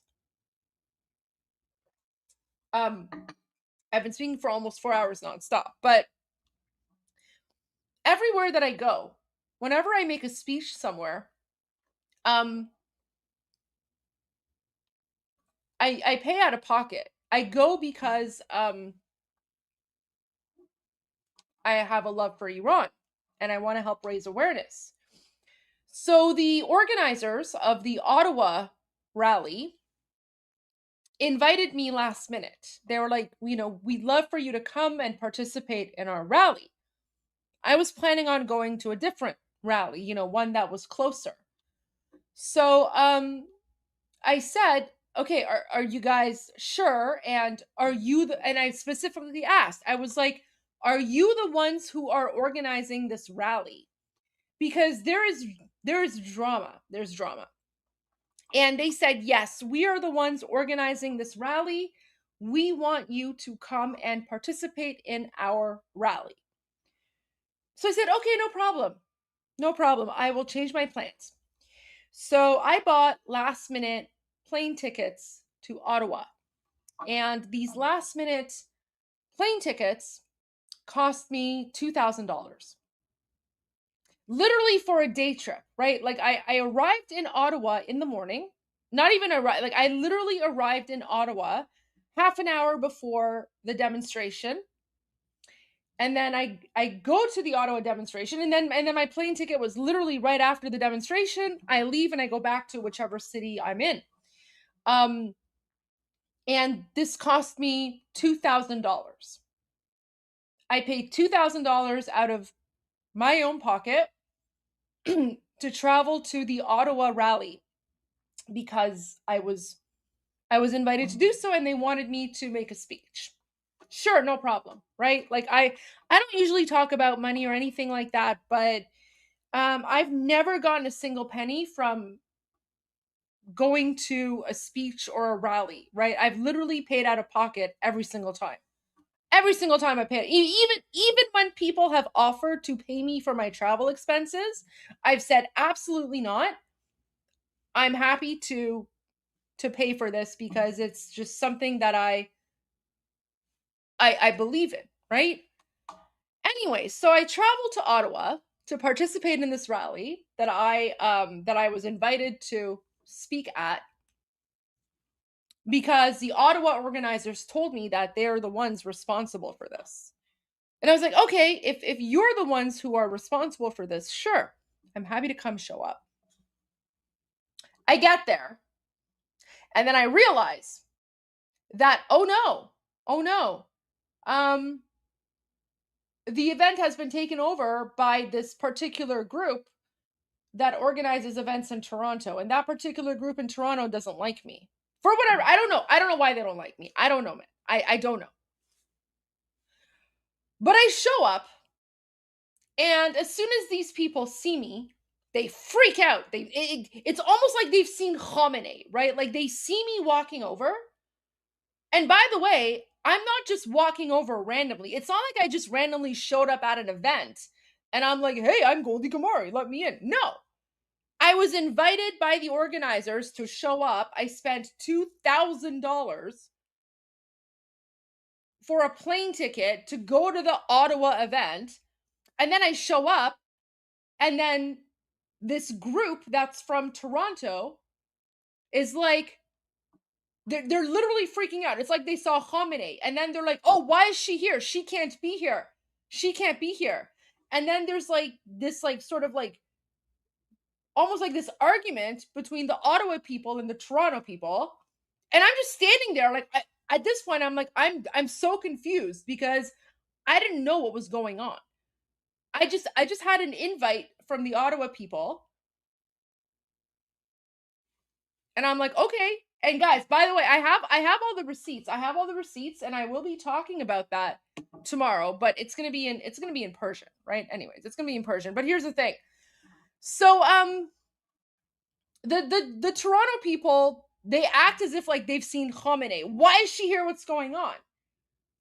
And I'm just standing there and I'm like, I was like, I didn't realize that my presence would be so controversial. I'm like, if you want, I can go. Like I can, they were like, why is she standing here? She can't be here. She has to stand somewhere else, right? And by the way, it's not like I just walked up and I'm like, I'm Goldie Show, I must stand here. No, I was standing in the crowd. One of the Ottawa organizers came up to me and then they said, come join us. Oh no, these are about the cliques. These are about the cliques who get money. These are about the cliques who get money. Anyway, so after there's like this whole awkward thing about why is Goldie here? I don't know why. Like, what do you think I just randomly spent $2,000 on a plane ticket to show up to piss you off, like, you idiots? Anyway, so I'm standing there and I'm waiting for my turn to speak. Right? I'm waiting for my turn to speak. And my turn never comes up. So I'm standing there because, I was literally invited to come to Ottawa to participate in their rally to make a speech. And the entire thing happens and it's all done and no one calls on me. And I'm just like, okay, all right, maybe there was a misunderstanding or something. I'll figure it out later. Whatever, not a big deal. And then I get a message from the Ottawa organizer, the one who invited me, right? I get a message from the one who invited me. And by the way, I have receipts and I have screenshots. So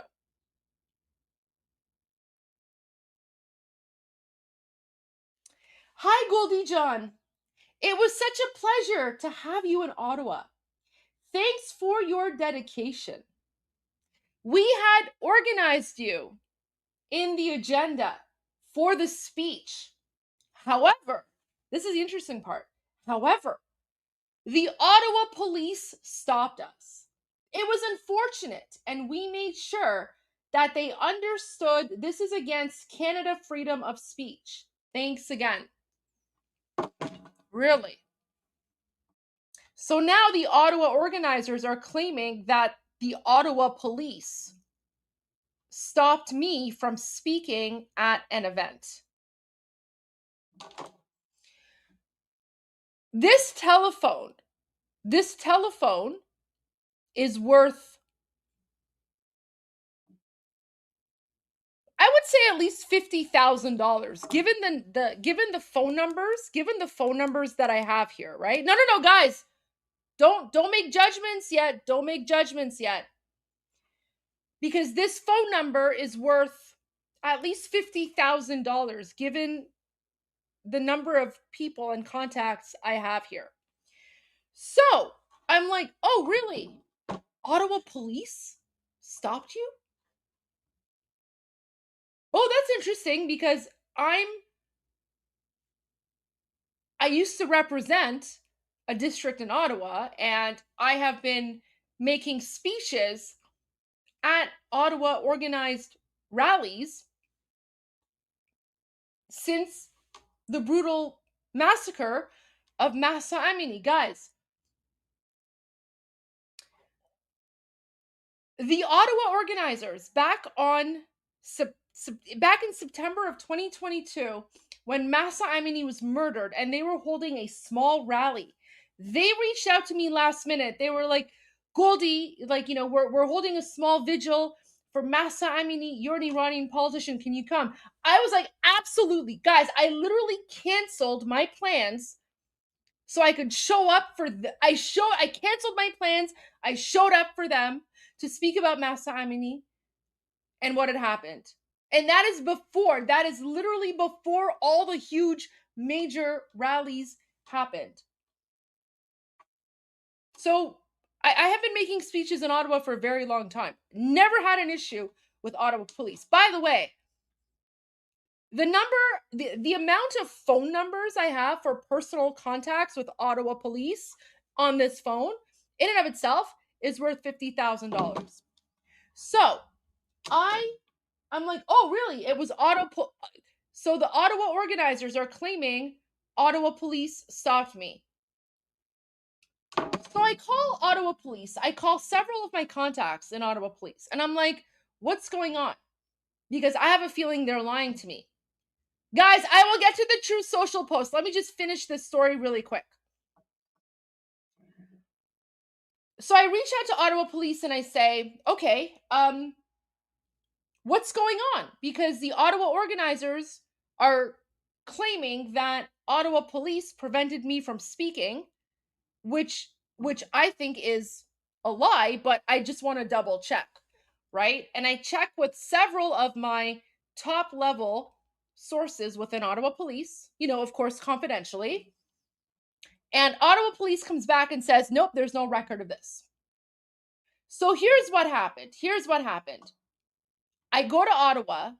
I'm invited there by the Ottawa organizers to participate in one of these rallies. I spend $2,000. And guys, I'm happy to do so. Right? Because I literally lost my career as a politician because I was speaking about Iran. What is $2,000, right?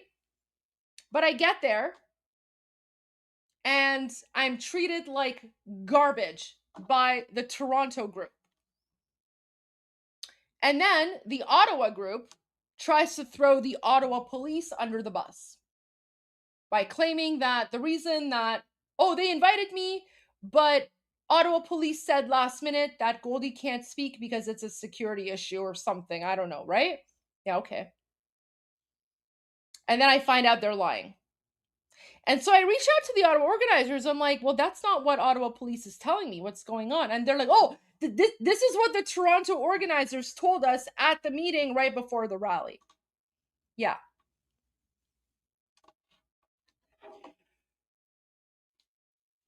Anyways, I have more to say on that. But for those Iranians who are wondering why I haven't been posting on Instagram recently, نمیدونم، کمی از جامعه ایرانی ناراحت شدم. نمیدونم چی بگم.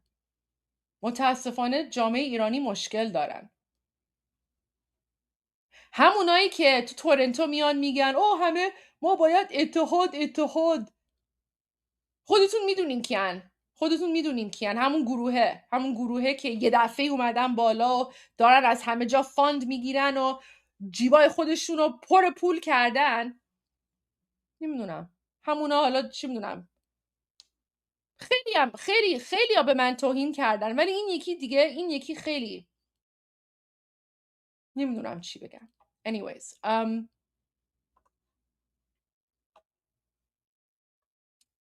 so for those Iranians who are watching, if you're wondering why I haven't really been so active on Instagram in Persian,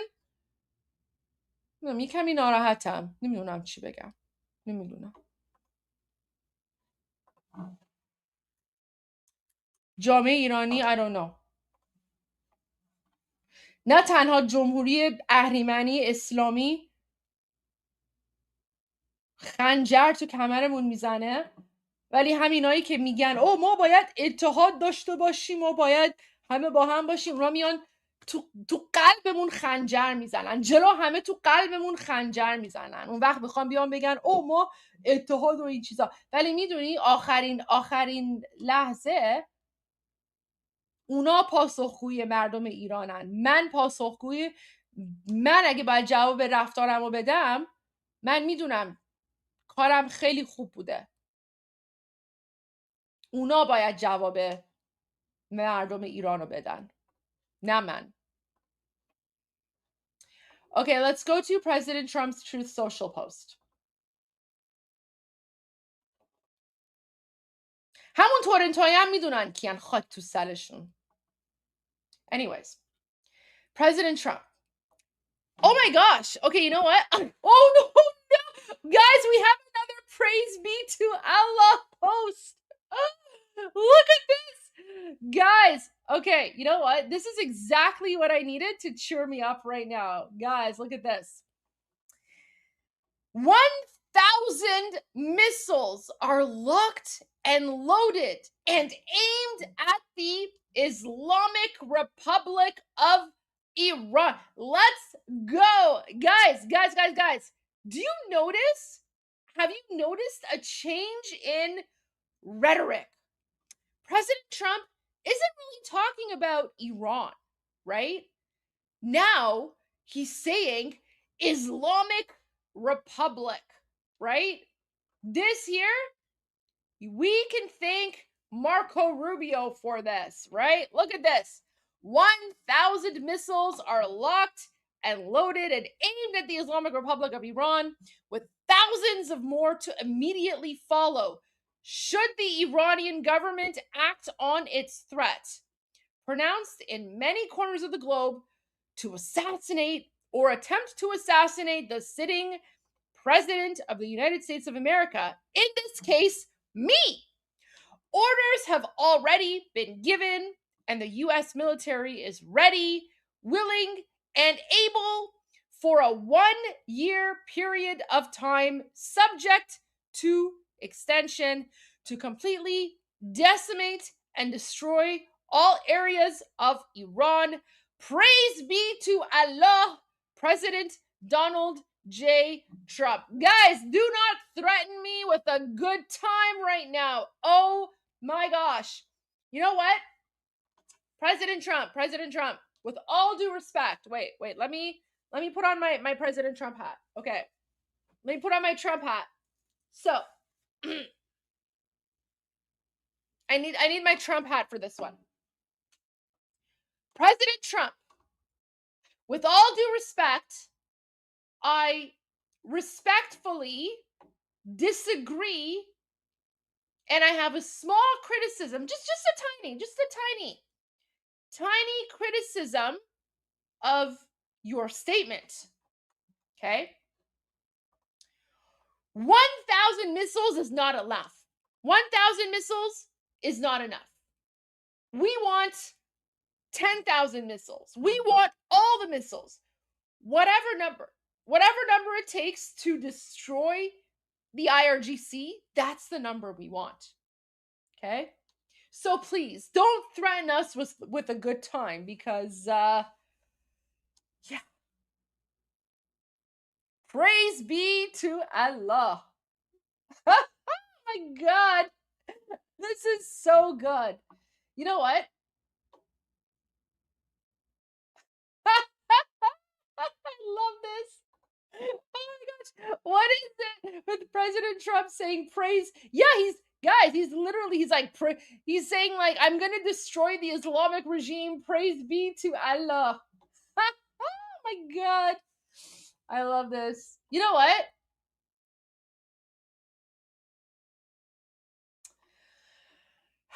What a perfect way. You know what? I can't think of a better way to end tonight's live stream. God bless President Trump, and in his own words, praise be to Allah. Let's see what's going to happen in the next few days. But all I can say is, President Trump, don't threaten us with a good time. Just please, just, you know what? Exterminate the Islamic regime. Because we all know that every day that the Islamic regime survives is another day for them to export their durka and jihad around the world. So there you go. You can't be diplomatic, right? You cannot be diplomatic with durkas. You cannot be diplomatic with the durkas who go, right? Allahu Akbar, you can't. So the only solution is to exterminate them off the face of the planet. So, anyways, guys, it's been a long night.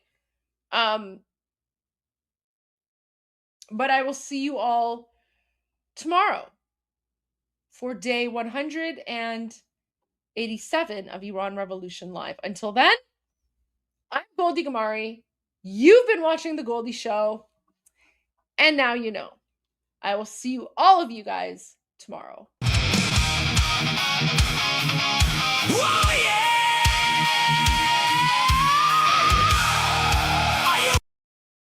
Wait, I'm so sorry, guys. I totally forgot about the super chats. I'm terrible. No, I'm back, guys. We're going to the super chats. I'm so sorry. Thank you. Thank you for the reminders. Okay. Nolibug, just sending you a little love, Goldie June and chat. Thank you so much, Nolibug. Red Dragon Videos sent a membership gift. Thank you so much. Eli sent a super sticker. Thank you so much. Minor Dine, this is so freaking cool. Thank you so much for sharing your photos. Thank you. So Minor Dine is referring to earlier in the live stream when I was sharing photos of my trip to occupied Iran, where I was visiting my ancestral homeland of Elam, right? So here I am. This is what Minor Dine is referring to. So this is baby Goldie. This is baby Goldie from 20 years ago, visiting the ancient ruins of Elam. Remember, I was born like an hour's drive away from the ancient ruins of Elam. So yeah, thank you so much, Minor Dine. Super thoughtful of you. Joanne says, happy birthday song needed for Justin. Yes! Oh my gosh, I actually played it. I played the happy birthday song. So Joanne, you and we are totally vibing. Also, Joanne, I absolutely love your profile photo. The lion and sun with the sword. I like your taste in profile photos, let's say. I might be a little bit biased, but amazing profile photo. Thank you. Tread says, I'm going to start from the beginning. A nap suddenly appeared on my schedule. I still wanted to share. Thank you. Yeah, you know what? Sometimes naps are important. Like, if I had the luxury of taking a nap every day, I absolutely would. I love naps. Naps are amazing. Tread gifted 5 memberships. Thank you so much. Michael says, remember, Iran was monarchy before Islam destroyed their freedoms. Yes, absolutely. And what's interesting is that even though, back in the Persian Empire, Iran was a monarchy, but it was Cyrus the Great who actually invented the concept of human rights and freedom of religion. So, women in the ancient Persian Empire actually had paid maternity leave, right? So 2,500 years ago, in the ancient Persian Empire, if a woman got pregnant, she actually got maternity leave, and her maternity leave pay was actually higher than what she would regularly make at her normal job, because the Persian Empire recognized that she's making a contribution to society by bringing children and raising children in the world. So yeah, absolutely. In fact, in the ancient Persian Empire, women had the same rights as men, right? So women, they were heads of state. We actually had Persian women who were shahs, right? So Persian, they say Persian queens, but they were the shahs, right? So there were Persian women, and they were like heads of state. They were army commanders. So one of our most famous Iranian women generals was like a top commander of the Iranian Navy at the time.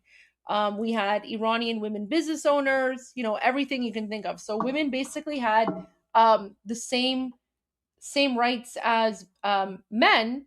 And it was only when the Arab Muslim invaders conquered Persia that they took those rights away. Anyways, so the next one, next super chat is from Nicholas. Says, I found a great song to add to Iran Revolution Live playlist. It translates to, if there is no Iran, my body will not be. Cho Iran nabashad tan man mabad. Nicholas, I really, really appreciate that suggestion. And it is, that's actually one of my favorite songs. And in fact, if I'm not mistaken, Cho Iran nabashad tan man mabad is on the Iran Revolution playlist. Yes.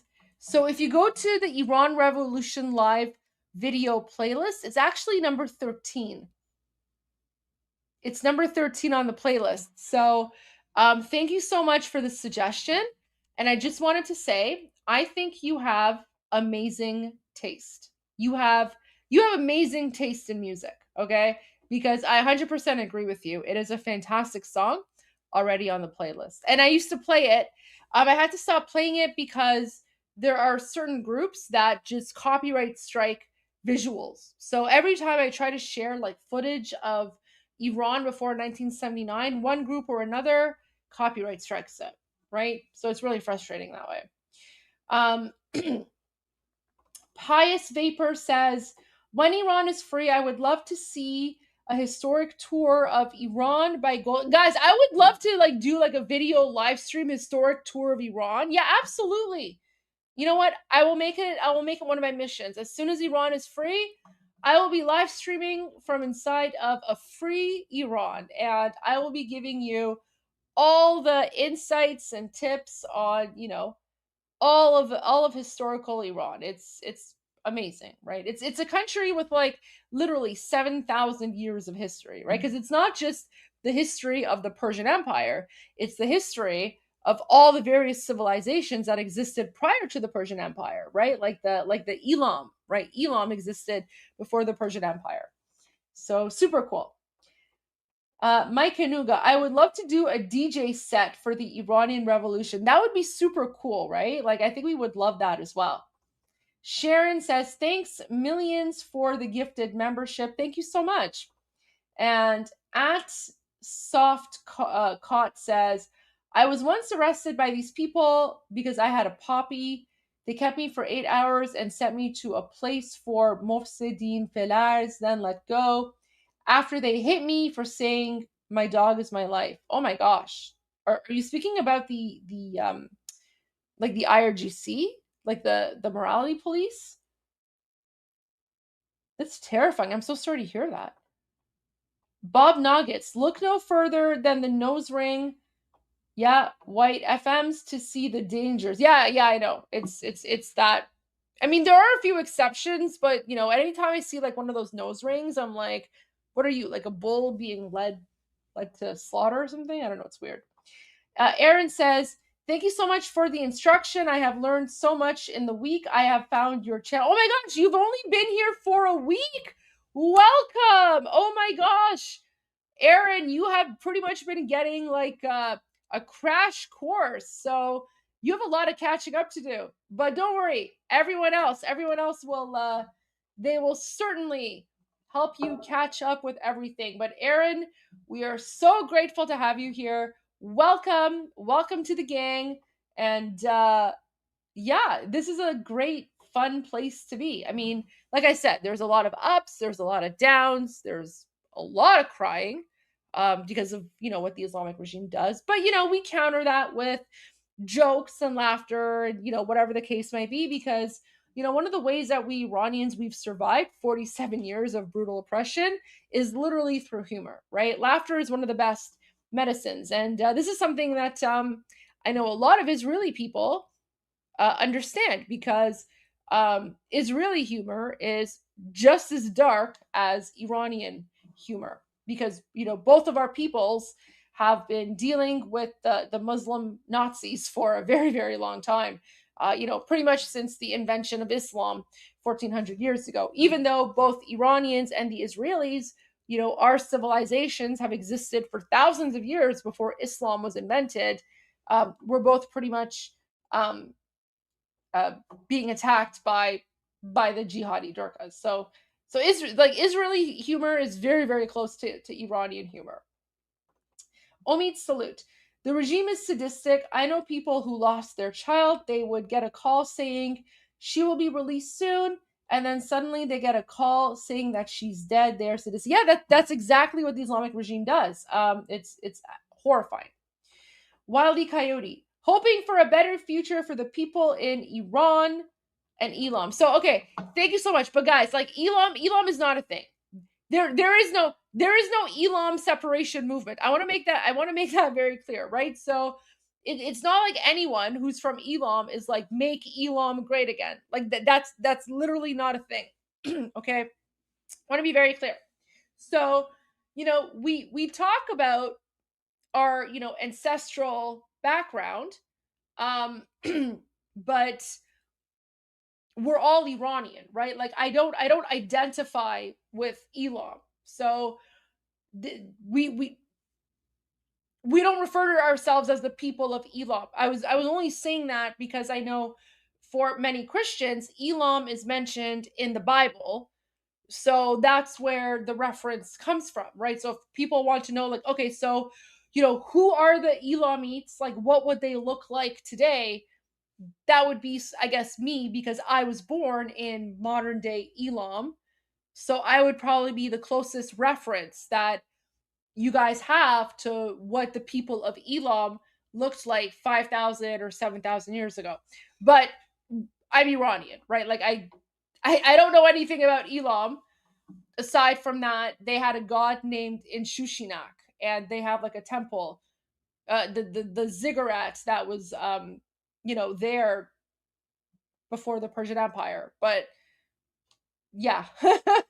Anyways, but there you go. So you want to know what the people of Elam looked like? They probably looked like me, but that's about it. But yeah, like we don't distinguish or differentiate on that. Like we're all Iranian first. But yeah, it's cool to think about like Elam, I guess. I don't know. Wily Coyote. I like when Goldie schools us. We are becoming multicultural. Yes, guys. Don't forget, make sure that you take proper notes about everything that we spoke about tonight. Elam, the flags, whatever, because there will be random pop quizzes tomorrow night. We will have random pop quizzes tomorrow night. Yeah, it's so true. You know what? Gandalf actually makes a very good point here, right? So if you go to like Elam, which is like basically the heart of like the Lor Bakhtiaris, like the heart of like where my tribe is from, and if you say you're gonna do a separatist movement, yeah, like literally my people, my tribe would send you to oblivion. Because remember, so my tribe, the Lor Bakhtiaris, we're kind of like the Iranian version of like the Texans, right? So we're one of the warrior, like we're basically the warrior tribe, and I'm not even exaggerating. Okay, so the Lor Bakhtiaris, this is who we are. This is the men wearing their like traditional outfits, which I absolutely love, by the way, right? So let me pull this up for you guys. So this is the traditional like dress. I shouldn't say dress, like outfit, I guess, right? This is the traditional cultural outfit of the Lor Bakhtiaris, right? So it's a very distinct sort of like, I don't know what you would call this, like kind of like a vest, but not really a vest because it's got sleeves, right? So the Lor Bakhtiaris were literally a warrior tribe, and the Lor Bakhtiaris we're basically the descendants of Elam, right? And so this like vest with this sort of pattern, this is like distinctive to the Lor Bakhtiaris. So this like it's like a t-shirt, right? That's worn over, and then these are wide-legged pants, okay? So you see here the oh wait, let me get rid of the thing. So this is not a, when I say dress, I don't mean it as a dress. I mean like an outfit, because these are wide-legged pants, right? So I'll show you which I'll show you what it looks like. Here you go. Let me pull up this one. It's hard to see here because they're standing still, but those are wide-legged pants. Okay.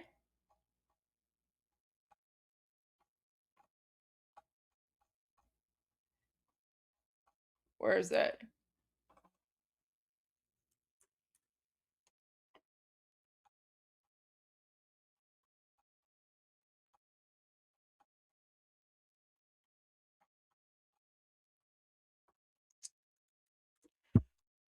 اون ویدیو کجاست که بختیاریا داشتند؟ And I even said, like, this is an army. Where is it?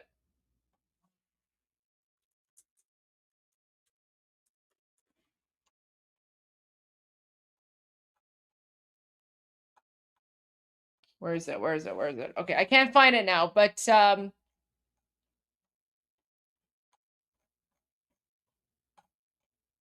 it was that video که بختیاریا توی یه شهر داشتند. Oh my gosh. Okay, I can't find it now. I'll find it in a little bit, but anyway, so yeah, these are not it's not a dress, they're pants. They're wide-legged pants. And let's see. I'm going to try one more time to see if I can find this video. And if I can't find it, we'll just have to continue on. But no, I can't find it. All right, I can't find it. Anyways, that's okay. But this is like the traditional dress of my people. And by the way, this is what the women look like. This is what the women look like. So these are my people. And after seeing this is now now I know why I'm really good at like shooting games, Run. I'm very good at shooting games. And I'll tell you why. Because I guess apparently being a good shot is literally no, I haven't shared it yet. I'm finding it. Because I was looking for something else, but yeah. See this? You think the men are badass, you haven't seen the women. These are the women of my tribe.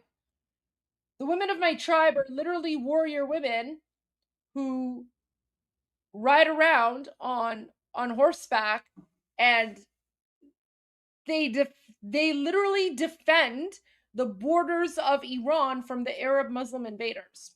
So yeah, this is why when Omid's, yeah, like this is what my people do.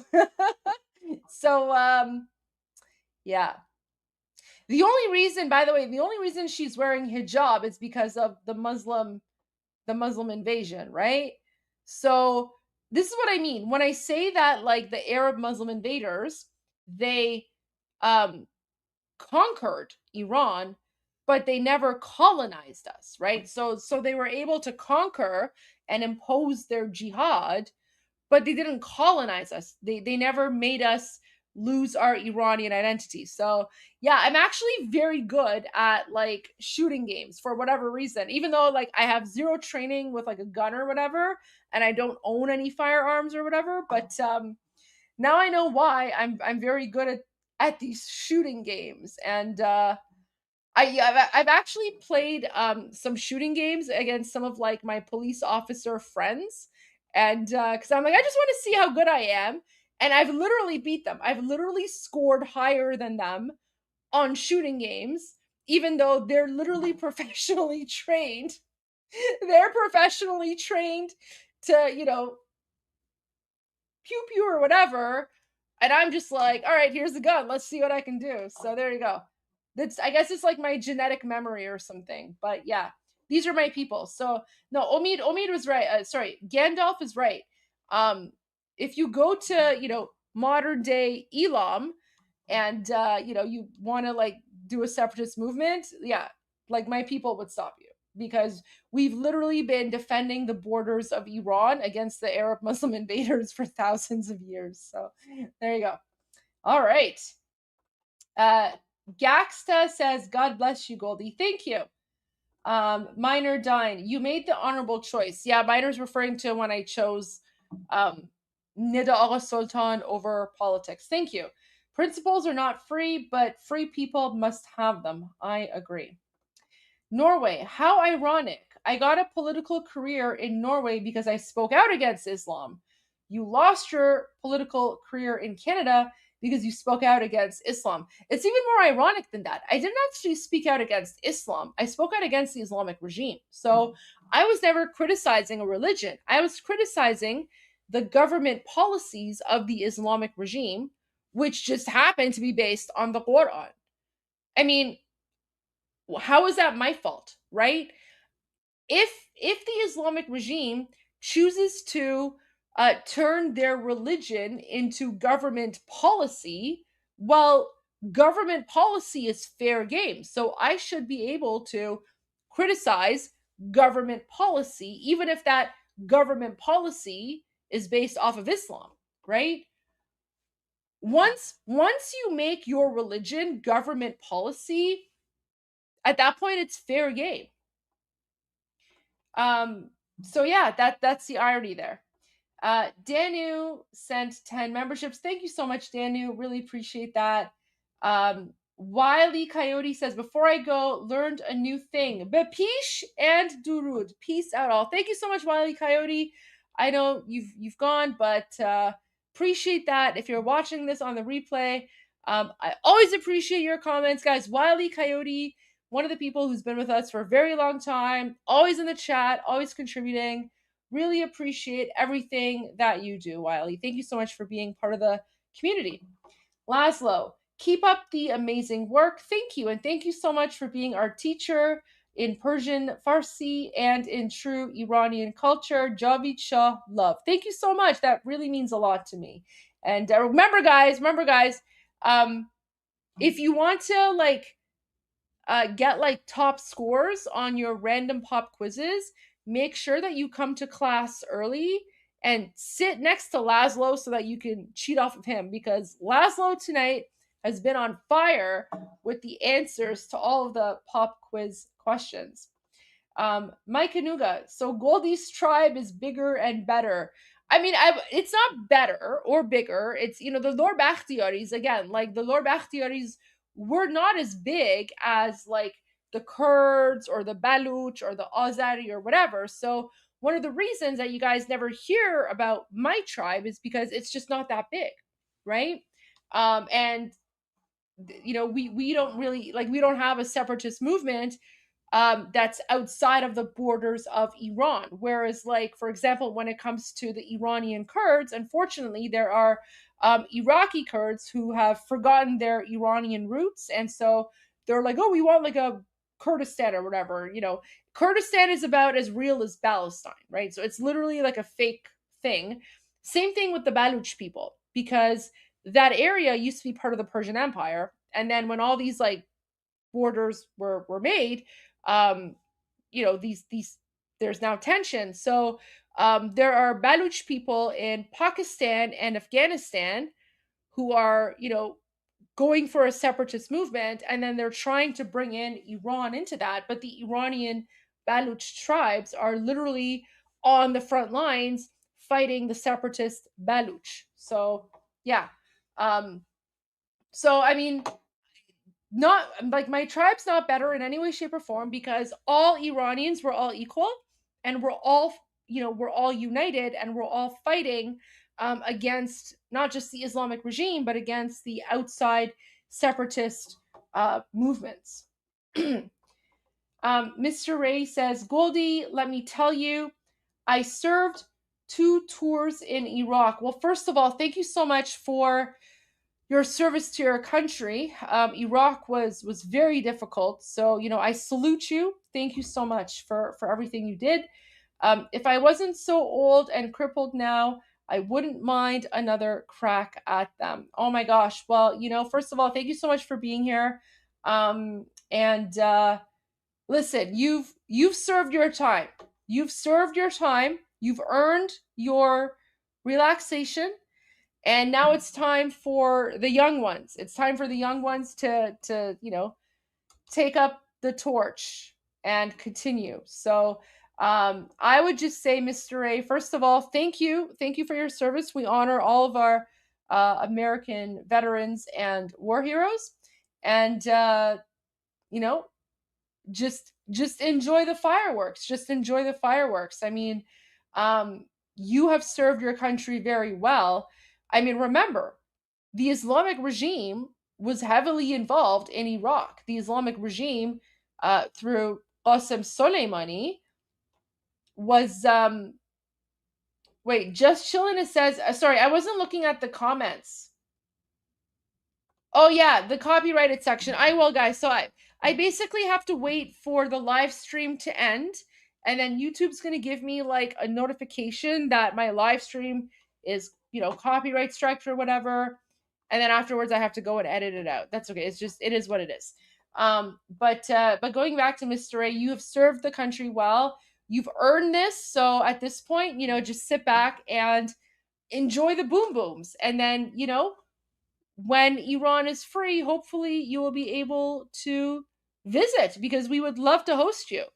And, thank you for your service, not just to the United States, but to Iran through what you did in Iraq and, fighting the IRGC proxies. So, yeah. All right, guys. Thank you all. And thank you so much for reminding me about the super chats. I appreciate that. Sorry, guys. Sometimes I got distracted. So really appreciate all of you.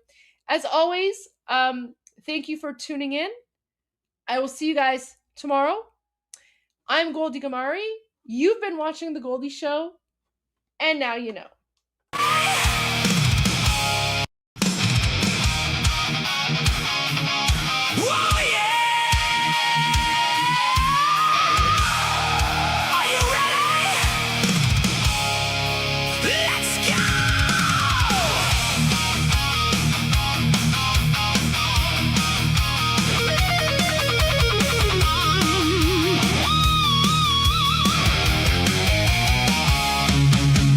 Right!